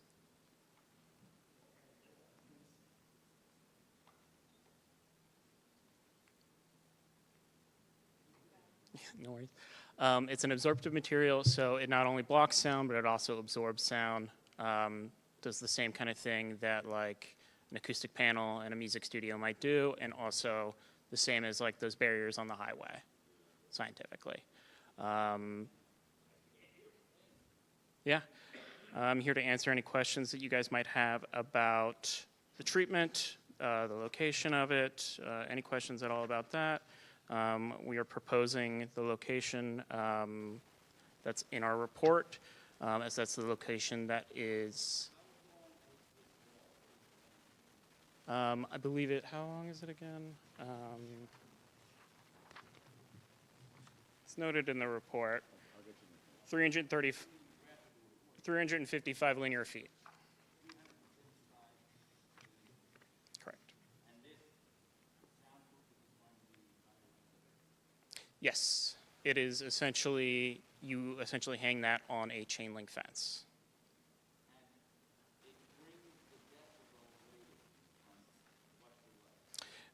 We prepared a model to simulate what the new noise levels would be at the neighboring residences.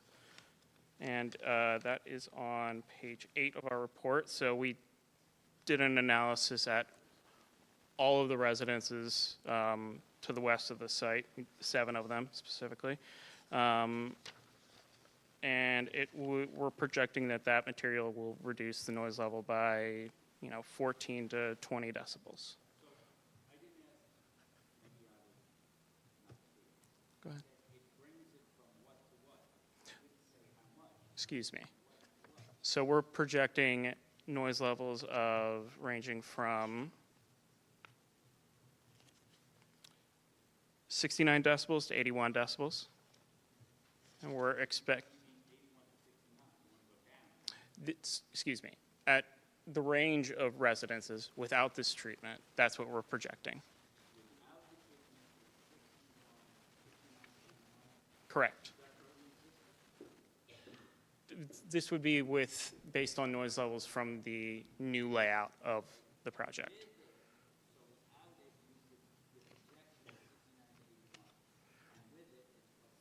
'61 to '65.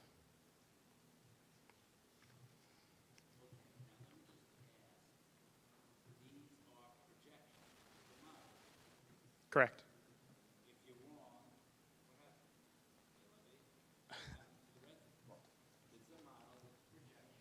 Before he answers that question, I would just say that what was, no, he can. I just want to make sure I'm setting the table here. He will obviously answer the question. These were taken with real sound. This was done acoustically testing what will happen. So again, he will answer your question, but I'm saying this was real-time testing. Not exactly.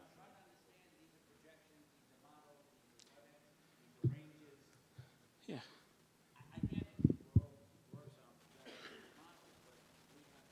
Sure.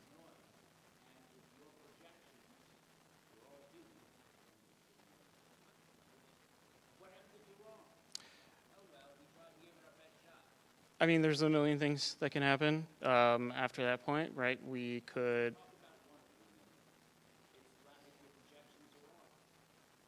Well, we don't think they will be, but in the that's a good point.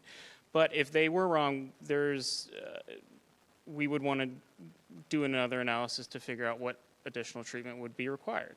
From that point, we would want to see why it's not working, and then from there, figure out how to solve that problem.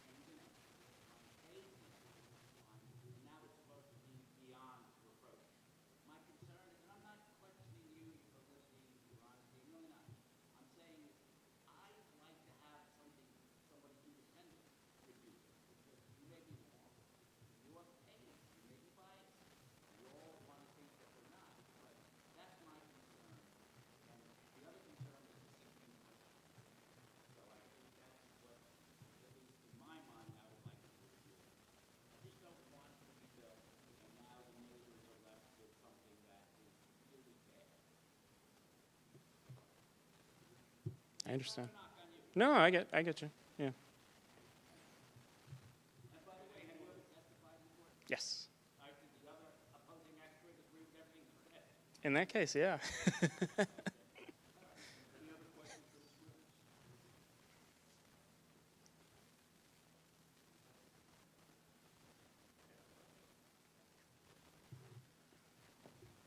No, I just wanted to add, and I take your point is well taken with regard to experts. I believe that this report was submitted to the town prior to this hearing, several months before the hearing. So my understanding is that the town engineering department has looked at this report and has not indicated to us any questions as to its veracity or the. They haven't said, well, we haven't heard, right? But it has been submitted to them, and if the board, if the chairman or the board would like this to be verified independently, you know, obviously you have that authority to have it corroborated. Yes, that is. It was submitted a few months. It has been with the town for several months. It's not, we didn't just give this to them, we're handing it to you tonight, but this has been with the town for several months, yes. And I believe engineering has it in their possession and has reviewed it. We were not contacted by the town with regard to the report. So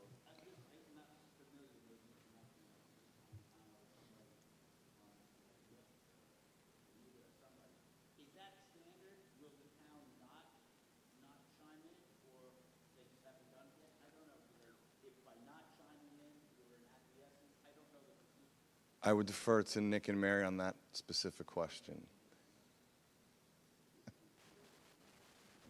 I'm sorry, what was the exact question? I mean, if the town says, the town engineering says this is fine, do they remain silent? Or do they normally chime in one way or another? Or what is the procedure? Do we take silence as acquiescence? I don't know.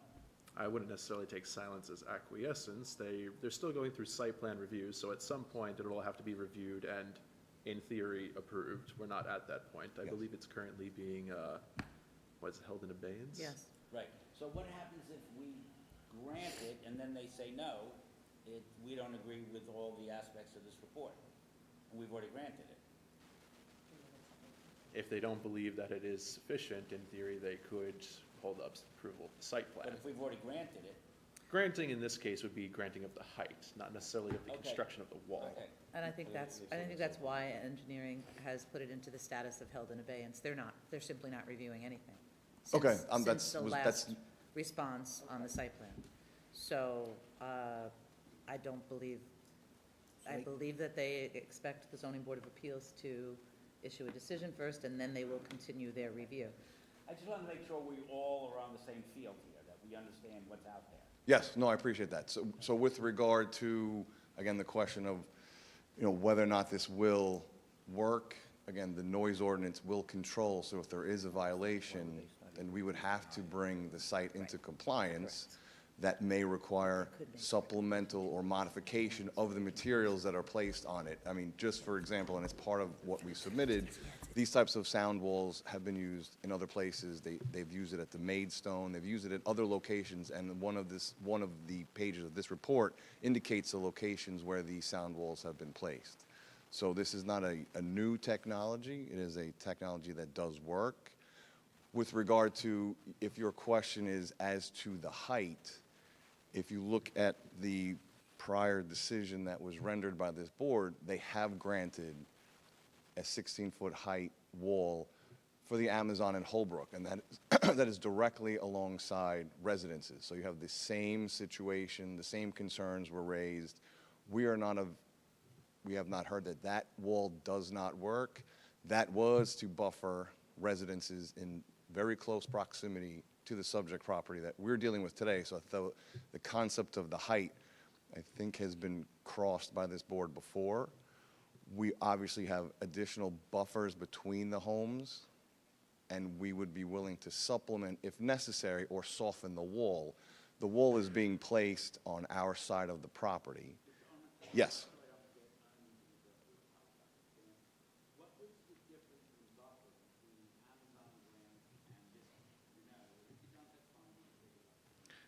Yeah, I won't have that in specifics, but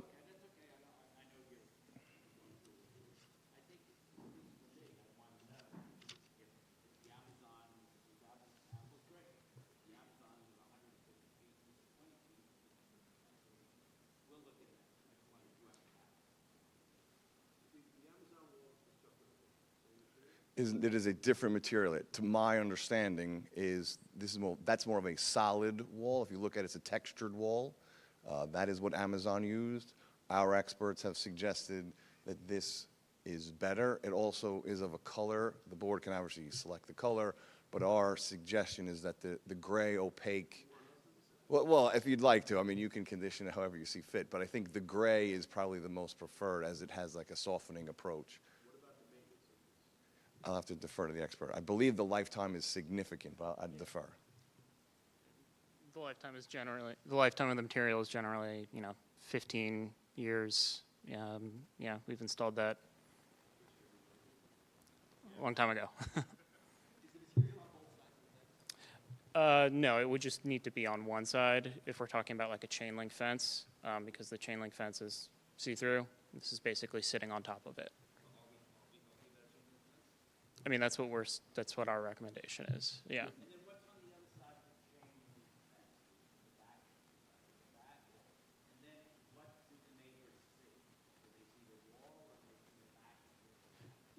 So that thing that you're currently referring to, that's just like for the sample.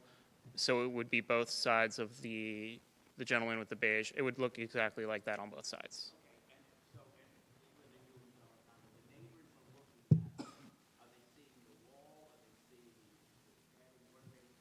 That is the wall, and that's what they would see, what you have in your hand. It would be on one side of the fence, but because it's a chain link fence, they would see, yeah. Yes. Yes.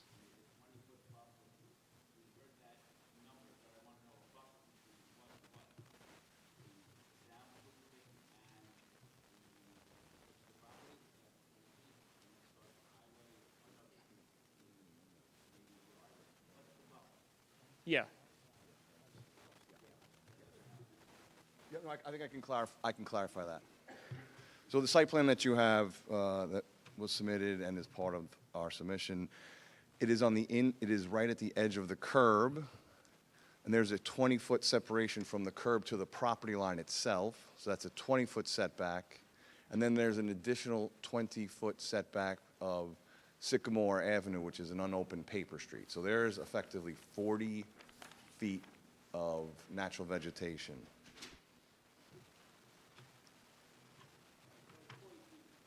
Yes, that's what we are dealing with, yeah.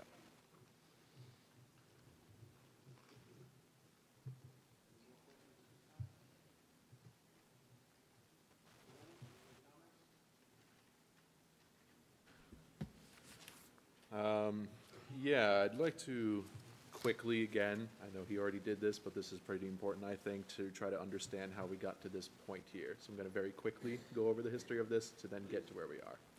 And this was all mentioned by him, but repeating it. So this was really heard in 1990, granting the silos, and they were granted in very specific locations. They were granted 40 feet at the time, as he had mentioned. The 1999 case is really the most important one here. They were proposing some additional silos. There was opposition from the community at the time.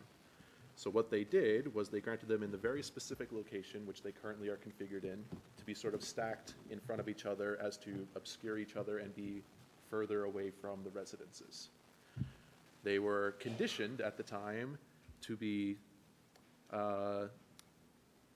placed along the side of the building behind existing silos. No new silos are to be built in the rear of the building, and applicants agree to replace an enhanced vegetative buffer, etc. Sorry. No new silos are to be built in the rear of the buildings. Applicants agree to replace and enhance the vegetative buffer, relocate power source to the far side, and enclose it in a soundproof container. Important part there obviously being no new silos in the rear of the building. So their current proposal takes those silos, puts them in the rear, adds some additional ones. That's why it says in the call of the meeting here to relax conditions from that decision, which is how we got to this current point. In order to try and justify any kind of relaxation of those conditions, which were at the time based on concerns from the community, there would need to be some kind of other mitigating factors involved here. Now, as far as any kind of mitigating factors could be, they don't really have much of a different choice in terms of locating the silos. They couldn't really put them in front of the building. So the concerns would be any kind of visual aesthetic concern. They are 40 feet high. And sound. The trucks move back there. They deposit all of the grain, sugar, flour into the silos. And the residences being there, this was a concern. The sound study, this is what's come back. So given those two concerns, sound and visual, the wall is there to try and address the issue of sound. Whether or not it does that adequately, obviously, I'm not an expert on this stuff, but certainly it will be reviewed. As far as the aesthetics, admittedly, if anything, the wall probably is a detriment to the potential aesthetics. Now, as he had mentioned there's a 40-foot vegetative buffer, 20 feet on their property, 20 feet in terms of a paper street. That is not their property, nor is it the residences. The vegetative buffer should, in theory, be thick enough and the trees tall enough to majority obscure this wall from those residences. Season notwithstanding, obviously it'll work better during the summer when there's leaves as opposed to in the wintertime right now. I don't know if you have pictures of what it currently looks like, I believe? I do, actually. I think that's a great point. Exhibit 9 of the second submittal, which has Sound Sense on the top of it, there are winter photographs that have been taken. If you page through them, you will see the first page does show what you would see from the street. You are looking at the building itself. Screening currently is this. We are supplementing that. And if you page through the photographs, it progresses down the, I guess it's Goldbach Avenue. And if you get towards the end of the photographs, there is a very, I think, indicative or descriptive photograph which is showing the, no, the fence is on, if you're familiar with the property, it's right on the inside of the curb. So no other trees will be removed. So nothing is being taken down. But what you currently can observe is one of the pictures, you can see the silos presently. What we are doing is improving that view. The wall will soften that view from a height of 16 feet, and we are planting additional plantings, and if there is a necessity for further evergreen plantings, we are more than willing to enter into that as a softening or a mitigating factor for the relaxation of the prior covenant that was issued for the property. And again, in terms of the spirit of what the concerns were and what Nick had been mentioning, there was a concern, it seems from the record, as to noise and visibility. The board allowed for the silos to be installed as you see them today, finding that under the balancing test, that the benefits to the applicant was outweighed by the benefits to the community. And again, considering what is presently there, we are placing just a row. These silos are 20 feet wide. You're seeing this current view is going to change by 20 feet of a silo one closer, right? So again, I think we talked about this before. This row of these 10 silos will just look like 5 because they're stacked behind each other. So the visibility is of 5, which is not changing the view tremendously, if that is also a consideration for this board. And we've also, sorry.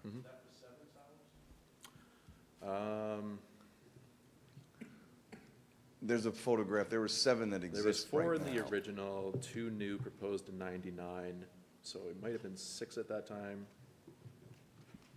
They're looking for 3 new ones now, right? They currently have 7, and they're proposing 3 additional for 10 total. Okay. All of which are the same height and configuration. One more point before we get off of it.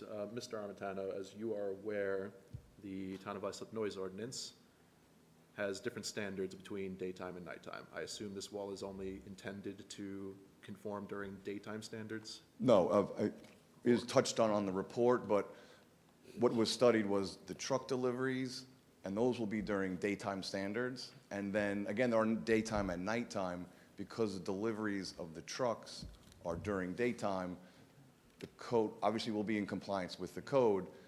The daytime and nighttime of the machinery that operates, there's a blower that makes the, moves the material. That, and my expert can speak to this point, is compliant with both daytime and nighttime with the sound attenuating.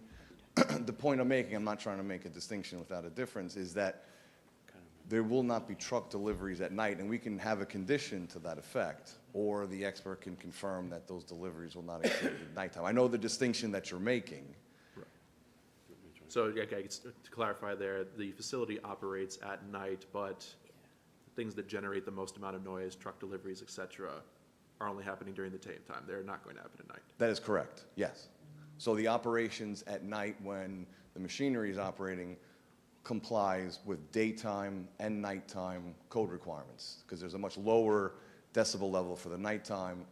The report speaks to that very point. I can recall the expert to answer that question, but I have read the report myself, and it does state that daytime and nighttime code requirements are met with the mitigating factor, of course. The wall brings this operation into compliance for daytime and nighttime under the new proposed configuration. Certainly, the main concern would be obviously nighttime. You said you were willing to enter into some kind of condition to limit the operation Yes, of the truck I movements, believe we et cetera? spoke about hours of delivery, et cetera, which are conditions that we will be willing to enter into, yes. When are the deliveries currently being made? Didn't we ask that a year ago? I can have my client speak to that specifically, but I believe the deliveries are,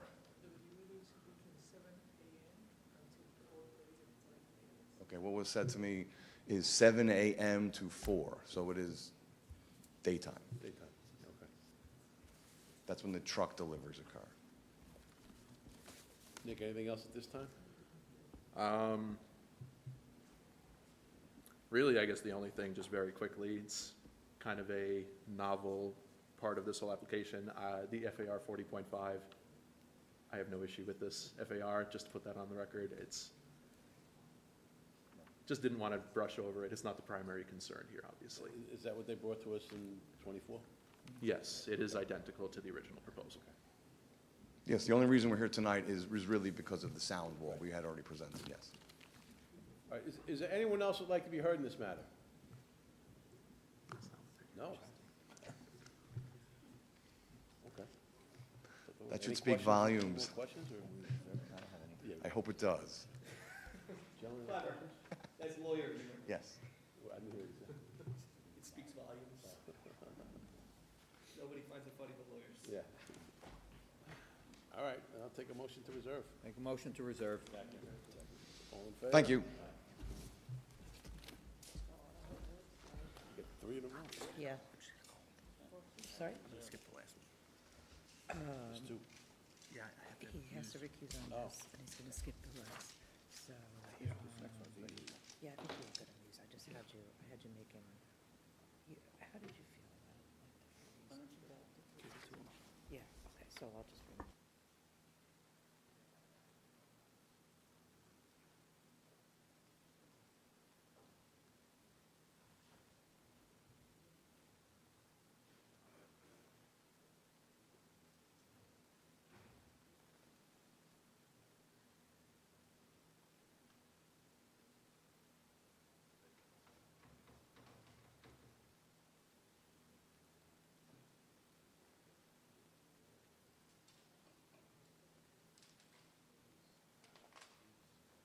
Who gets to take these home?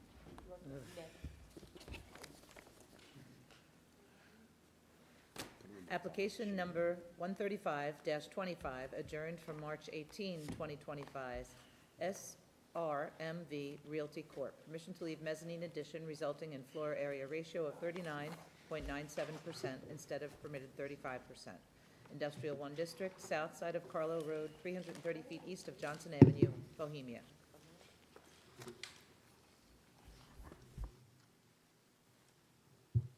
Mr. Chairman, oh, wait.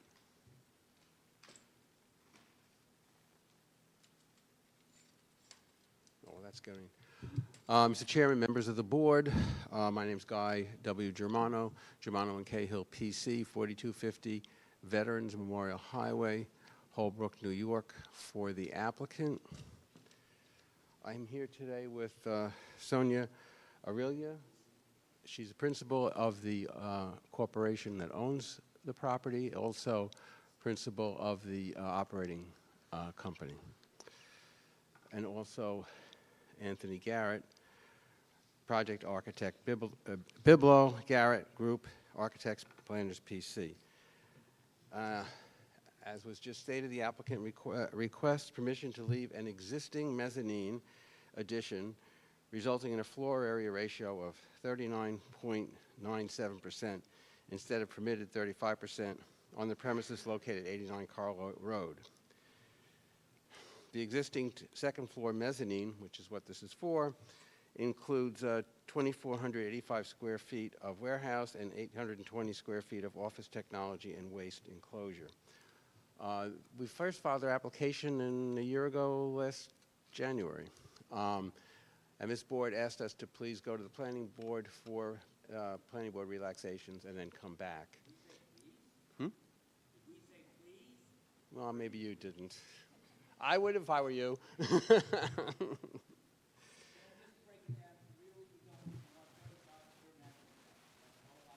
That's the whole application. We went to planning, I'm going to make this really short. Went to planning board, they gave us the buffer relaxation and parking relaxations we required. And I have here, planning is signed off on it. They gave us conditions. We will agree to the conditions that we have with variance. And if you look here, this is the property. This is actually the subject property right here. It's an X through it.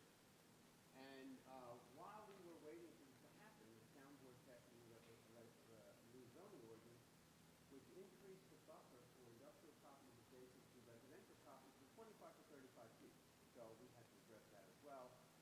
Obviously, we have an existing building, and so we got relaxations from that 35-foot buffer because we had a building here, an existing building, and also because we couldn't put our parking in everywhere. Anyway, so we got those relaxations. The planning board required that we do extensive planting in the 35-foot buffer, which we have agreed to do. In addition to the parking relaxation, the client has purchased, the client owns this, the second building, industrial building here. The client also owns this, has owned it for quite a while. During this process, the client bought this property here, 105 Carlisle Road, and with this addition, we also own this one. They've been here for quite a while, so we own four properties all the way from 89 Carlisle to Johnson Avenue. We have the planning board accepted and agreed with our providing parking in a campus plan for all three properties. So we have approximately 9 more spaces than we would require for all three buildings. And they've asked us to do a walkway here, we're here to there, we're putting a walkway here. I mean, it's doing all of this so that it's accessible, and of course, everything works. The company's been for 20 years. Last year, in 2012, another 4. The payroll for the company was $100 million. Most amazing. To clarify, revenue, not payroll. Oh, revenue, sorry. I was going to say, I'm broke. Thank you. So, in essence, that's our application. It's an existing mezzanine. It's been there. Nothing's going to change. No increase in parking, no increase to employees. No one can, there'll be no adverse effect anywhere because it is existing, and of course now we've increased the buffer area by virtue of the zoning as well as the application of increased I'm glad your department is breaking down. It's $100 million. That's like Amazon. Okay, I think we all got it. Planning, any comments? I don't really have much to add. This was adjourned not due to concerns with regards to what is being sought, but it was more of an issue of timing. Is there anyone else who'd like to be heard in this matter?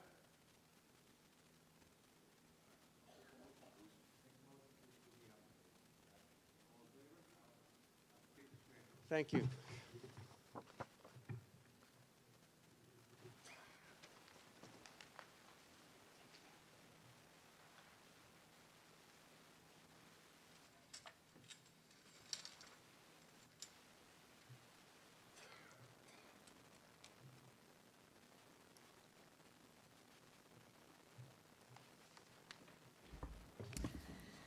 Application number 104-26, D&G Realty Ventures LLC.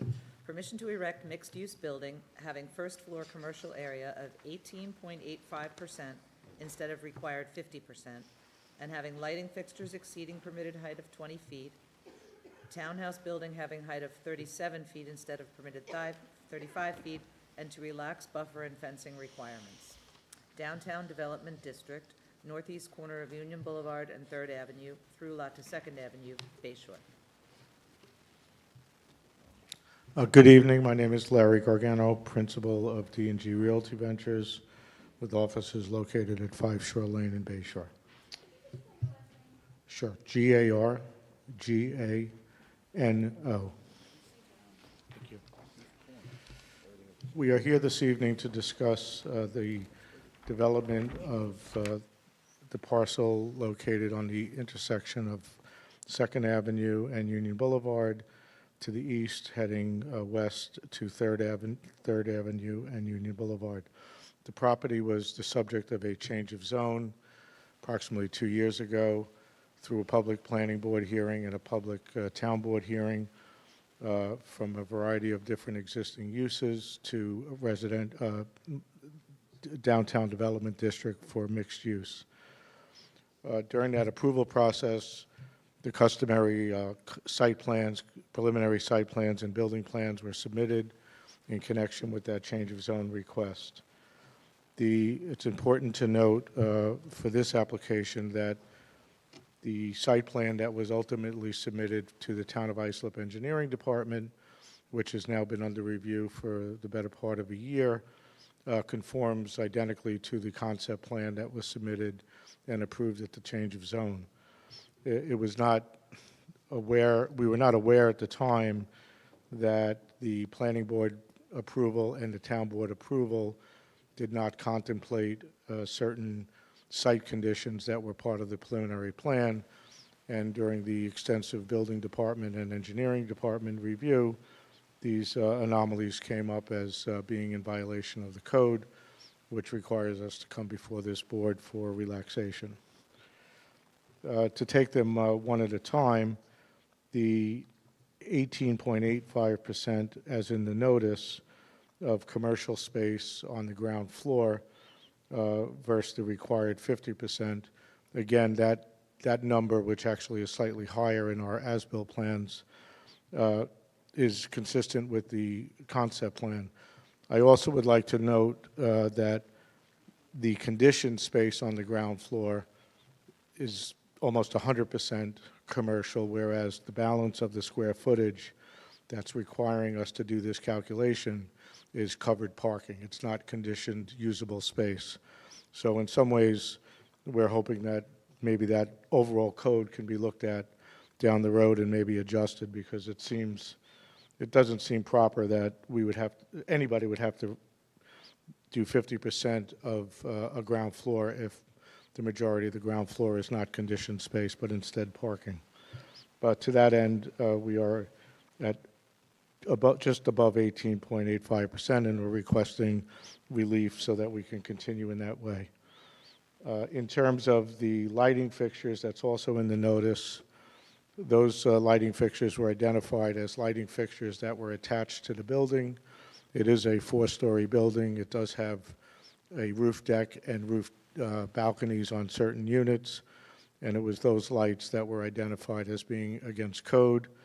So we would request relief on that in terms of the fact that they're not pole lights that would be sitting in a parking lot above 20 feet, which perhaps is the actual spirit of the ordinance. But regardless, we're asking that that be permitted, but they will all be designed to be down lights. There'll be no uplighting, so it'll be as respectful as possible with night sky requirements. The third item in the notice pertains to the townhouse building that's going to be proposed for 2nd Avenue. Again, consistent with the change of zone application that was ultimately approved by the town board. The final architectural drawings that have been in review with the building department show a 37-foot height versus the code requirement of 35 feet. I will defer to the architect who is here tonight to discuss that in further detail. The fourth item on the relaxation is buffer requirements and fencing requirements. The buffer relaxation is being requested on the north and east property line of the subject parcel. Again, those distances and setbacks were part of the preliminary concept plan that was submitted and approved by the Town of Islip Planning Department and Town Board.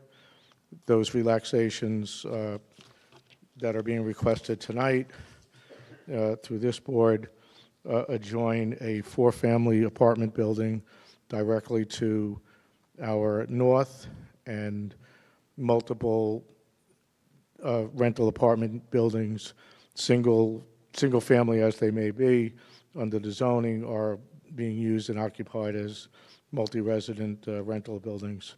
All of the parcels along our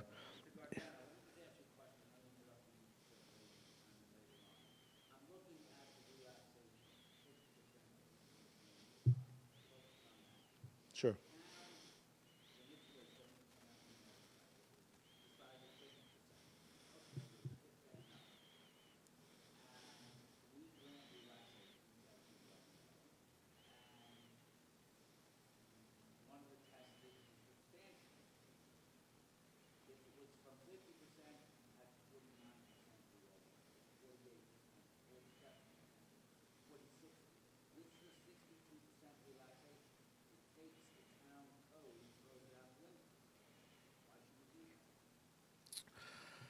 As much as I'd like to provide you with an answer, I would actually have to defer to the planning department as to why they changed it. This is not a code that existed initially in the downtown development.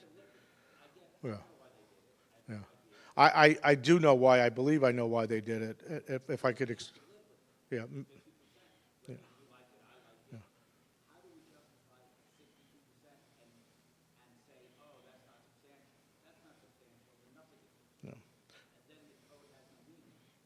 Yeah. May I give you my understanding of it? Okay. So my understanding of why this came into play in the first place is that the DDD district, from residential DDD to mixed-use DDD, provides for a different calculation, and in fact, if it's a mixed-use building, you're able to achieve a higher FAR.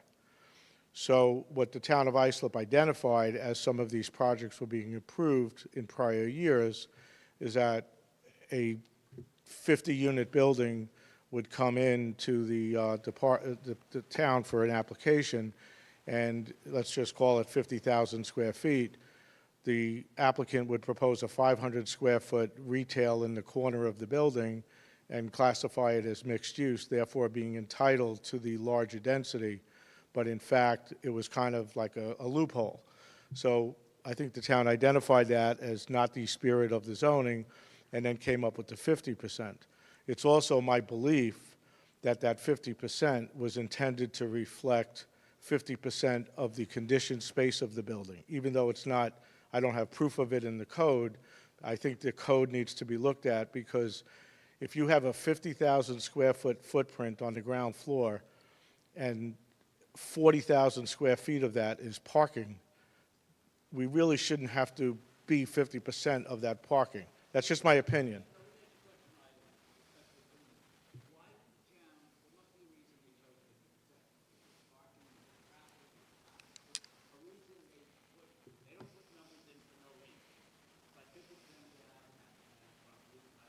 Yeah.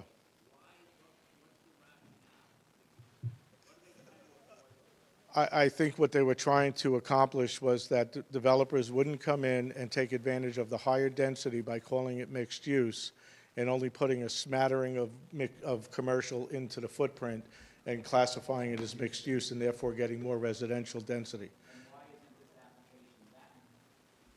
Because we recognized that we weren't going to try to get through that loophole by putting a 500 square foot commercial space. In fact, we have 13,000 square feet plus of commercial space on the ground floor, which represents almost 100% of our conditioned space on the ground floor. So we truly are a mixed use.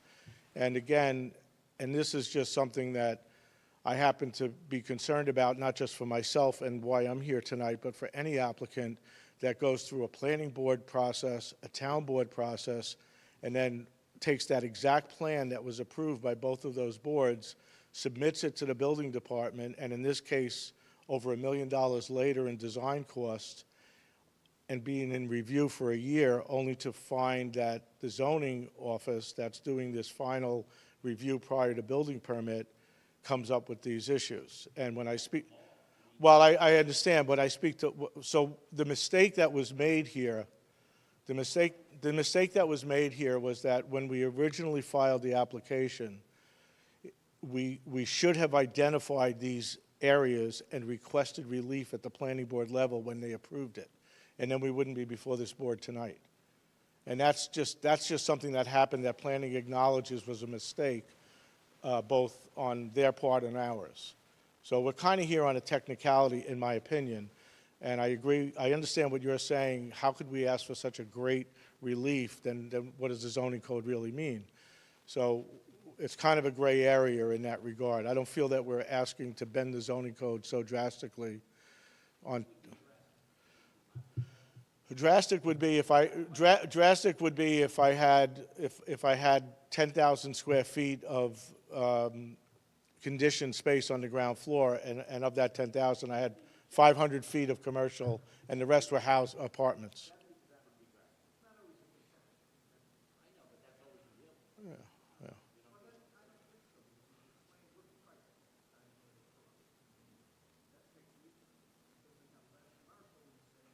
Well, if you look at Shoregate, the TriTech project, as an example, and that's a perfect example, they have 420 units, and they have 500 square feet of commercial space. If they didn't have that 500 feet of commercial space, they may have only been entitled to 300 units under the DDD zoning that only was for residential. So, and they do have ground floor units, so they don't have unconditioned space on the ground floor. No. And I don't have an answer why, but maybe it was approved at the planning board level. I'm not quite sure. No. Correct.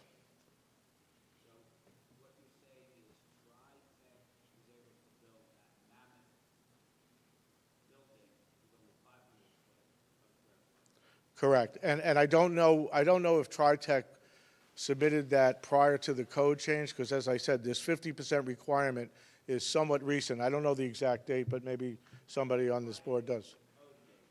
That I don't know, yeah. Yeah.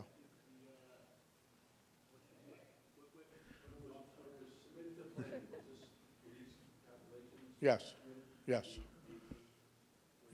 Yes. In fact, after, it was initially less, and then we increased it through a planning board action. We were originally about 10,000 square feet of commercial on the ground floor, and then we increased it to about 13.5 as part of a planning board action. Why wouldn't you want, and again, I don't know anything about your line of work, why wouldn't for you, if you had 25% commercial or 30%, what's the downside? There's gotta be a reason why you want it. Well, the commercial component has a different parking and traffic impact in terms of peak movements, morning and evening. This property is restricted to 55 and older, and that was the intent to have minimum impacts to school district, traffic movements, but still create a downtown development that supported the main street. But we also wanted to have a commercial component. But again, when you're looking at a footprint on a building this size, it would, 25%, let's say, would have been 25,000 square feet of commercial. We don't necessarily feel comfortable putting that much commercial space on the market in downtown Bayshore, because really the only tenants are retail, if you could find one, and that has a negative impact on traffic as far as we were concerned and at the time. So we tried to find a balance. All right. It's a fair point. Yeah, no, it's an interesting point. There's a lot less traffic with residential. Particularly 55 and older, yeah. Trips a day with residential. Right. Commercial, it could be, okay. Right. That's a good point. Lanning, you have any comments? If you don't mind, I just had two more relaxation issues to Please. discuss, just to complete the record.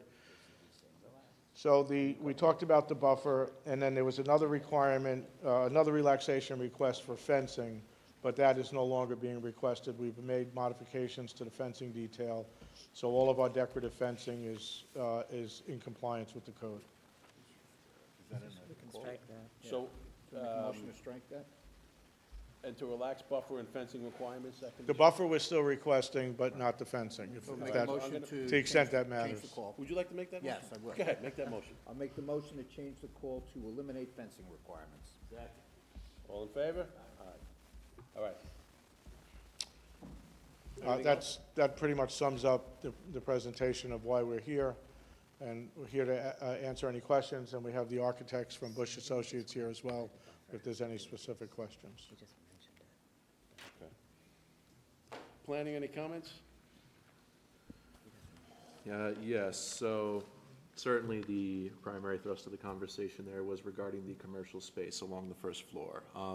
As Mr. Gargano did pointed out several things there that I would tend to believe are agreeable.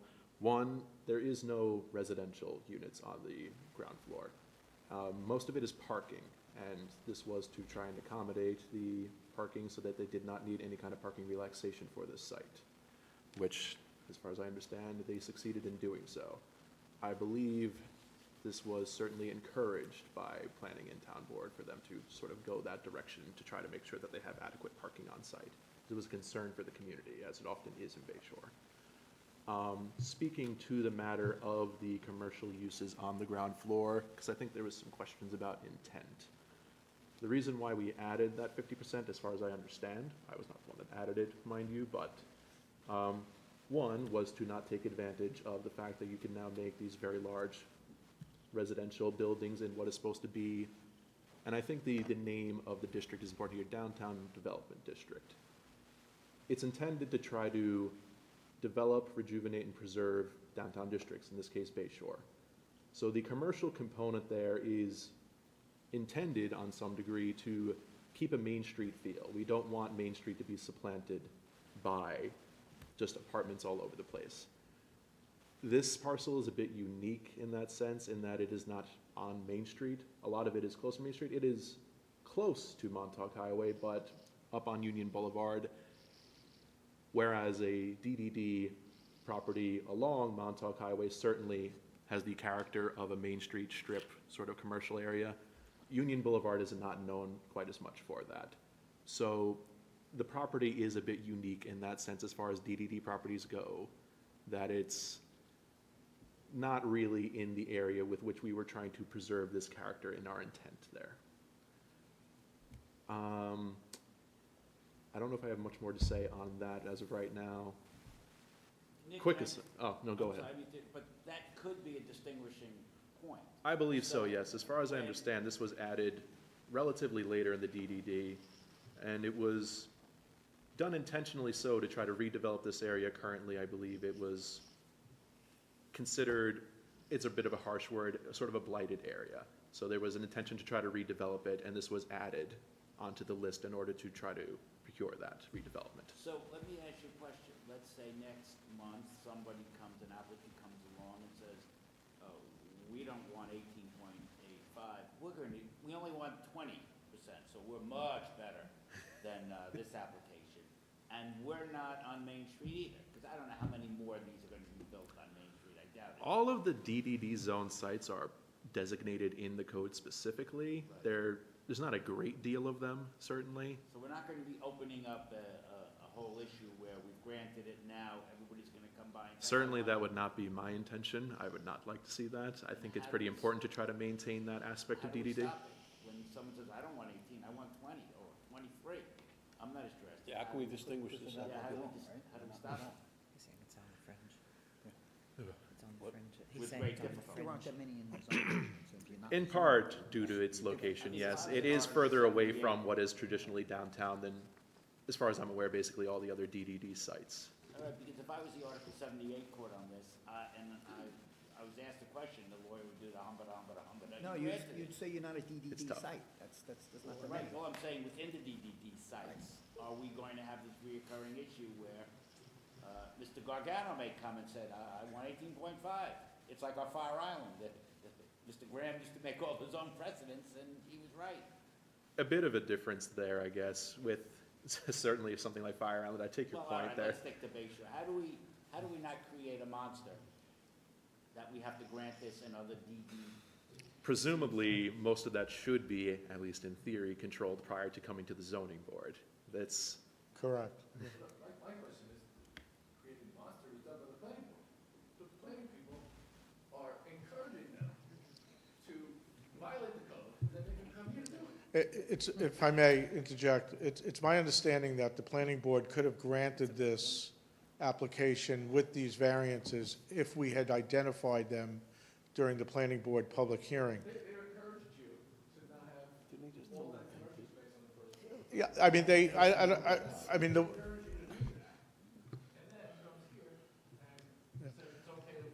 I don't think it was intentional. Yeah, I don't think it was I don't think it was intentional. intentional. And I think as a result of this application, the planning department is now acutely aware of the fact that if future applications come in and there is a differential from the 50% requirement, that it's going to be presented to the planning board, and at that board, it will be requested as a waiver. Therefore, somebody wouldn't have to do what I'm doing, which is come to you at the 9th hour. Yeah.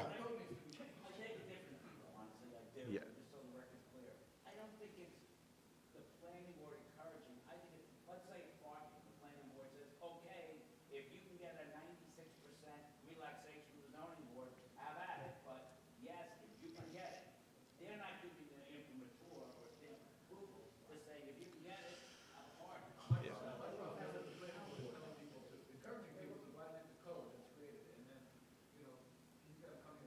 To try to speak to that, again, I don't think it was their intention to do that. It's unfortunately a result of them trying to alleviate concerns on their end, certainly.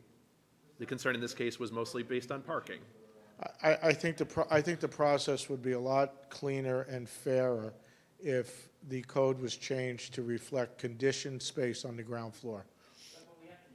Yeah, I understand, I respect that. I'm just saying, for discussion purposes going forward, post this meeting, how it might be improved.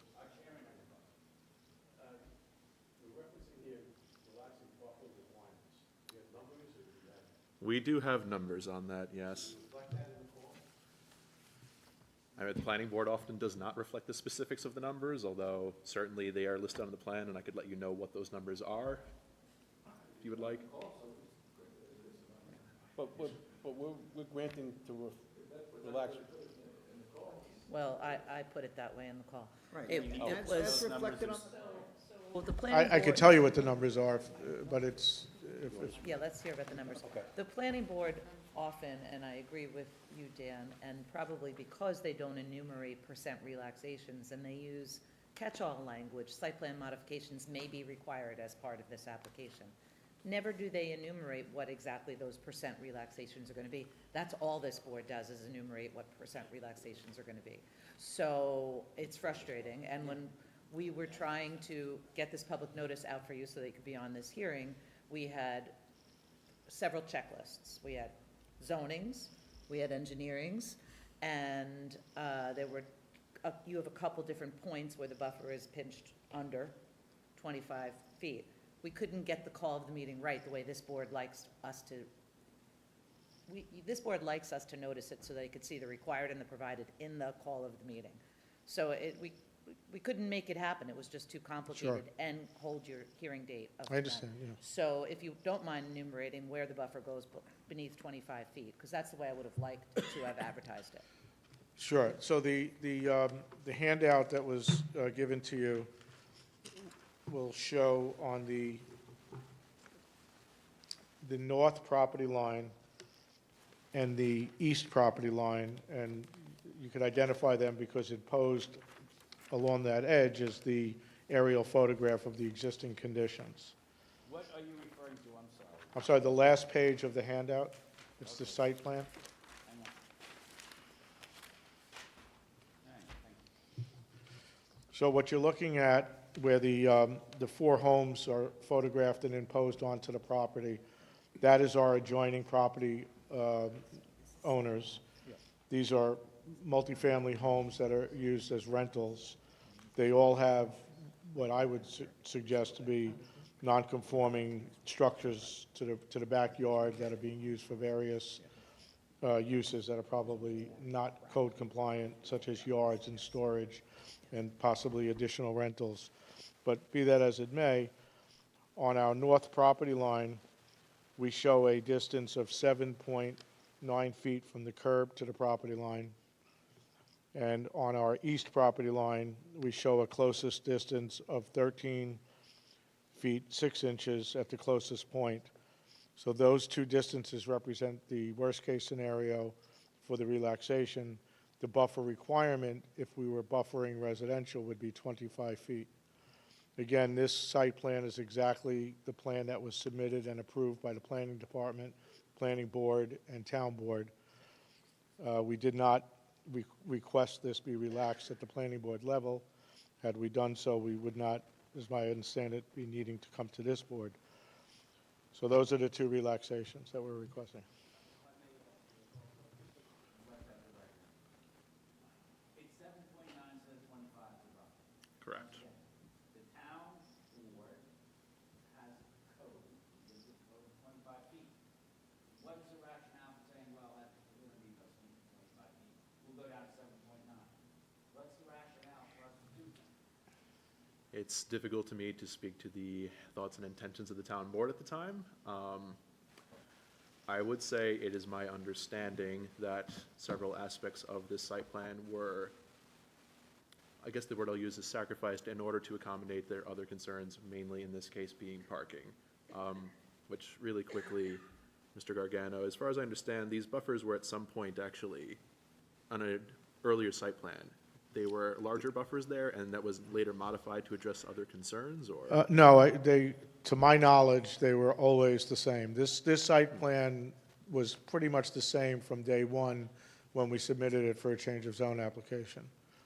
I mean, I would have to go back, and confirm all that, but I don't recall any major changes to the site plan. Because one of the things that was our mandate when we were first met with the Planning Department was do not come to us with any request for a parking relaxation.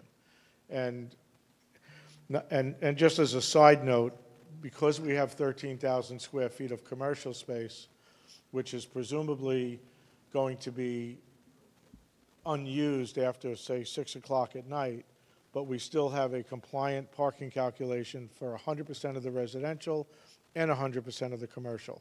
But we expect that 90-plus parking stalls that are dedicated just for the commercial are going to be sitting empty from 6 o'clock at night to, 8 o'clock the next morning. So we're really going to have, in my opinion, ample parking, if not very much in excess, for the residential load.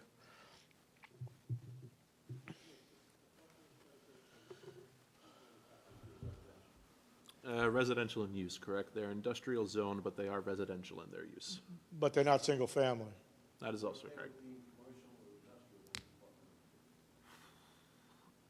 I don't even know if you need a buffer for that. Yeah, you don't need a buffer for that. It's specifically a residential buffer.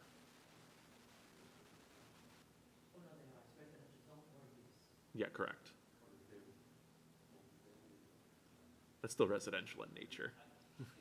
Once again, so the record's clear, I understand there's a presumption of correctness, legitimacy when the legislative body acts. And at some point in time, the town board must have said, when it abuts in residential, we want no less than 25 feet. Bad things happen when it's less than 25 feet. The town made that determination, and now the application's moving down 7.9. What about the 25? What was the rationale that went into that? Was to give space, but The rationale would obviously have been, yes, to provide, just to reuse the word, a buffer for a residential property. I think sort of and I'm sure this is a point that Mr. Gargano has brought up multiple times, it's a little complicated only because, yes, the legislative body is the one that implemented that standard, and that similar or same legislative body also looked at this plan and gave a change of zone application with the understanding this would be the plan. they gave a change of zone, but they didn't say, oh, and you can just do away. They didn't speak explicitly Well, to the they do buffers, but- reference, No, he can go. I'm fine with that.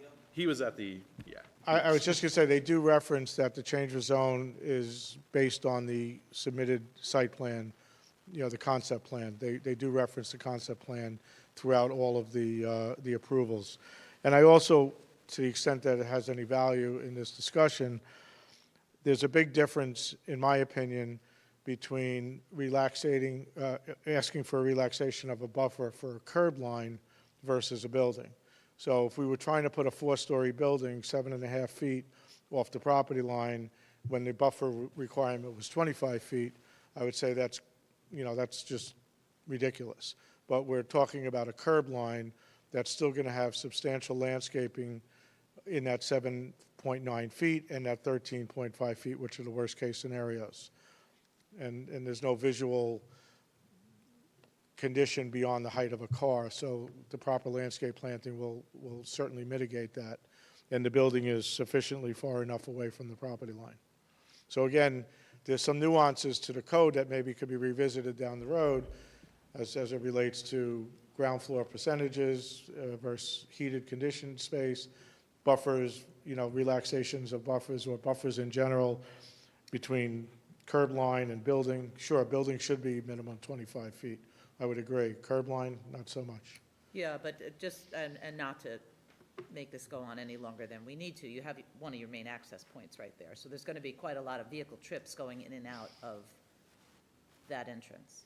So the Yes, buffer- I agree with that, yes. It is an access point, but it also is a 4-family, so I don't know the difference between a 4-family and a 150-unit family. They're both multifamily rentals. Mhm. It's not as if we're butting up to a house. Okay. It's just that it's not only a visual barrier, a buffer, it's also a noise barrier. Yeah. Okay, any more questions at this time? No.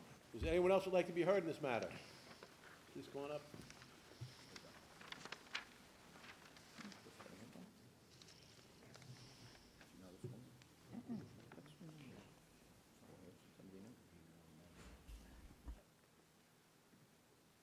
My name is Deborah Raimo, R-A-I-M-O. I have the house on 53 Second, and what my concern is what is going to happen to all that traffic? Like, if 53 Second is here, where is this going to be located?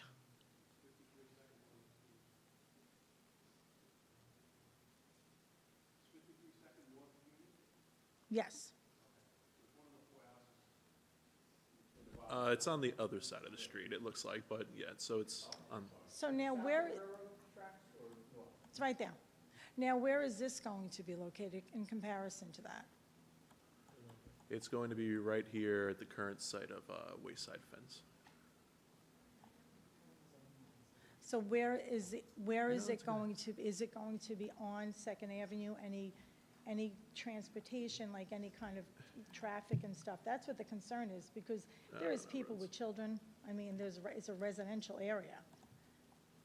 So that's what the So- concern is. Try to follow here. Effectively, the site will follow this hashed red line here, if you can follow this. So you have the 4 existing houses here. It'll come from the railroad tracks down over for these existing houses, which are on Second Avenue. And yes, one of their ingress egress points is on Second Avenue. See, what the concern is now, what is going to happen with the traffic and everything? I mean, you know, there really hasn't been any kind of developments down in this area. Everything really has been really on by Montauk Highway, by Main Street. Even on First Avenue, because I have a house on First, and it's mainly towards Main Street. Like, this is going to be in the heart of a neighborhood. And there's people with children, and, you know, what's going to happen now? Difficult for me to speak on that intelligently. I'm not a traffic engineer or anything, although certainly as part of the change of zone process, they had a traffic study. I would have to assume those factors were considered in the original proposal to the planning board and the town board. Not usually, unfortunately, quite as relevant here at the zoning board. So I believe those considerations were already discussed and considered at previous hearings. I was not present at those hearings, so I Neither couldn't was really I. speak to them.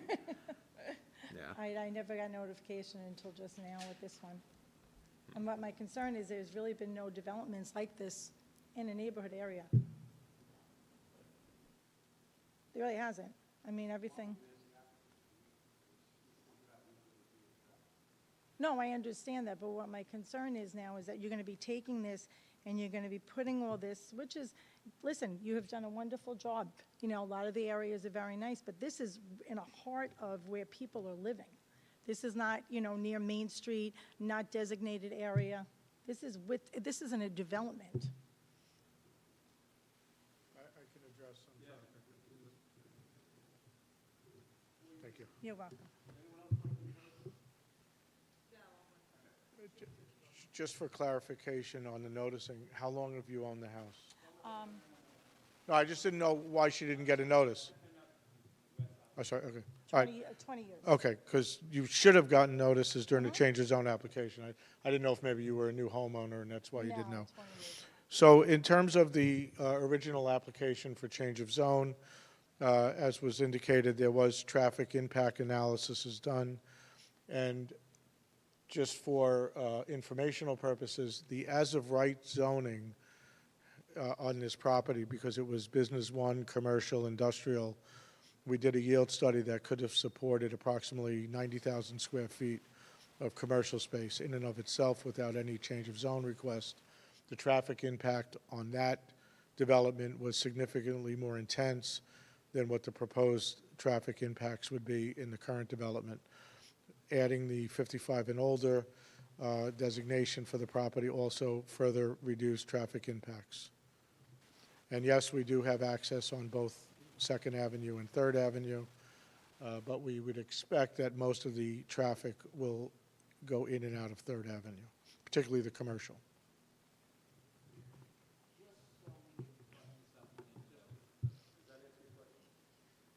I just am concerned because this does not happen in any residential area, and now this is going to be in a residential area. I'm sorry? No, I understand that, but this is now you're bringing, it's not like one or two houses. You're bringing, So it's, the total project is 152 units, I think, 152 or 158. What we've done, just so that you can see this if you haven't seen it already, the larger single building is on all of that commercial property that is currently the fence company. side, yes. Yes. So it has no, it doesn't border any residential development at all.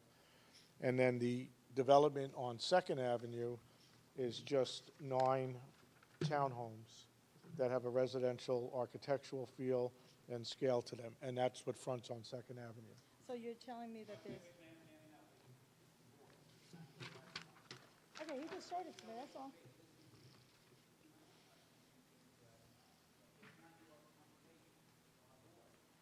So I would just like to understand that these 9 homes are what going to be on Second Avenue. Yes, correct. Correct. And I can't even get this. All right.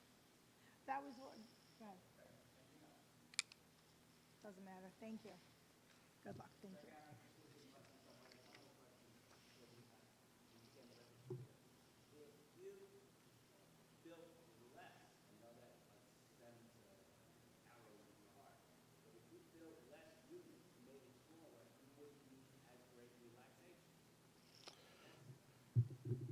Well, I wish I could give you an answer that was a yes, but quite frankly, if the, again, not to keep pointing back to the past, but if the planning department said we cannot support these relaxations that you're asking for, we would have been back to the drawing board and redesigned.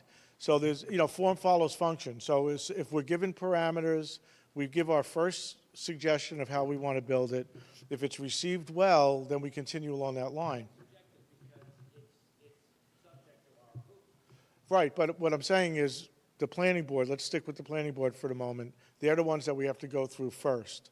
So when we first submitted our plan, the objections weren't initially, oh, you're too tight on the buffer, you're too small on the square footage, you're this, you're that. So we continued in that way. If they would have said, like they did with parking, if you come in with a relaxation for buffer or parking or commercial, it's DOA. So we would have went back and said, okay, and we would have fit into that envelope.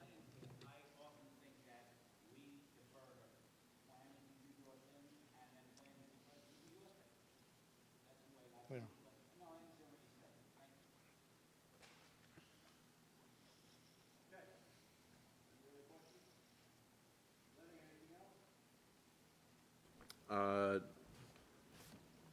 No, I have nothing further to add right now.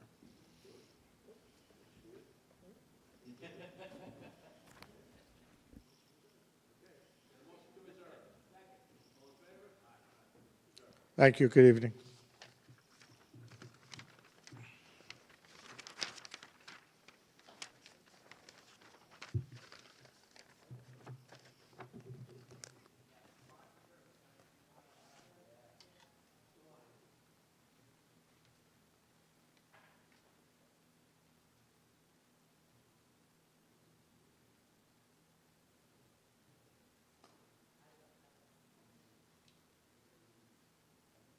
Okay, Natasha, just a couple more things.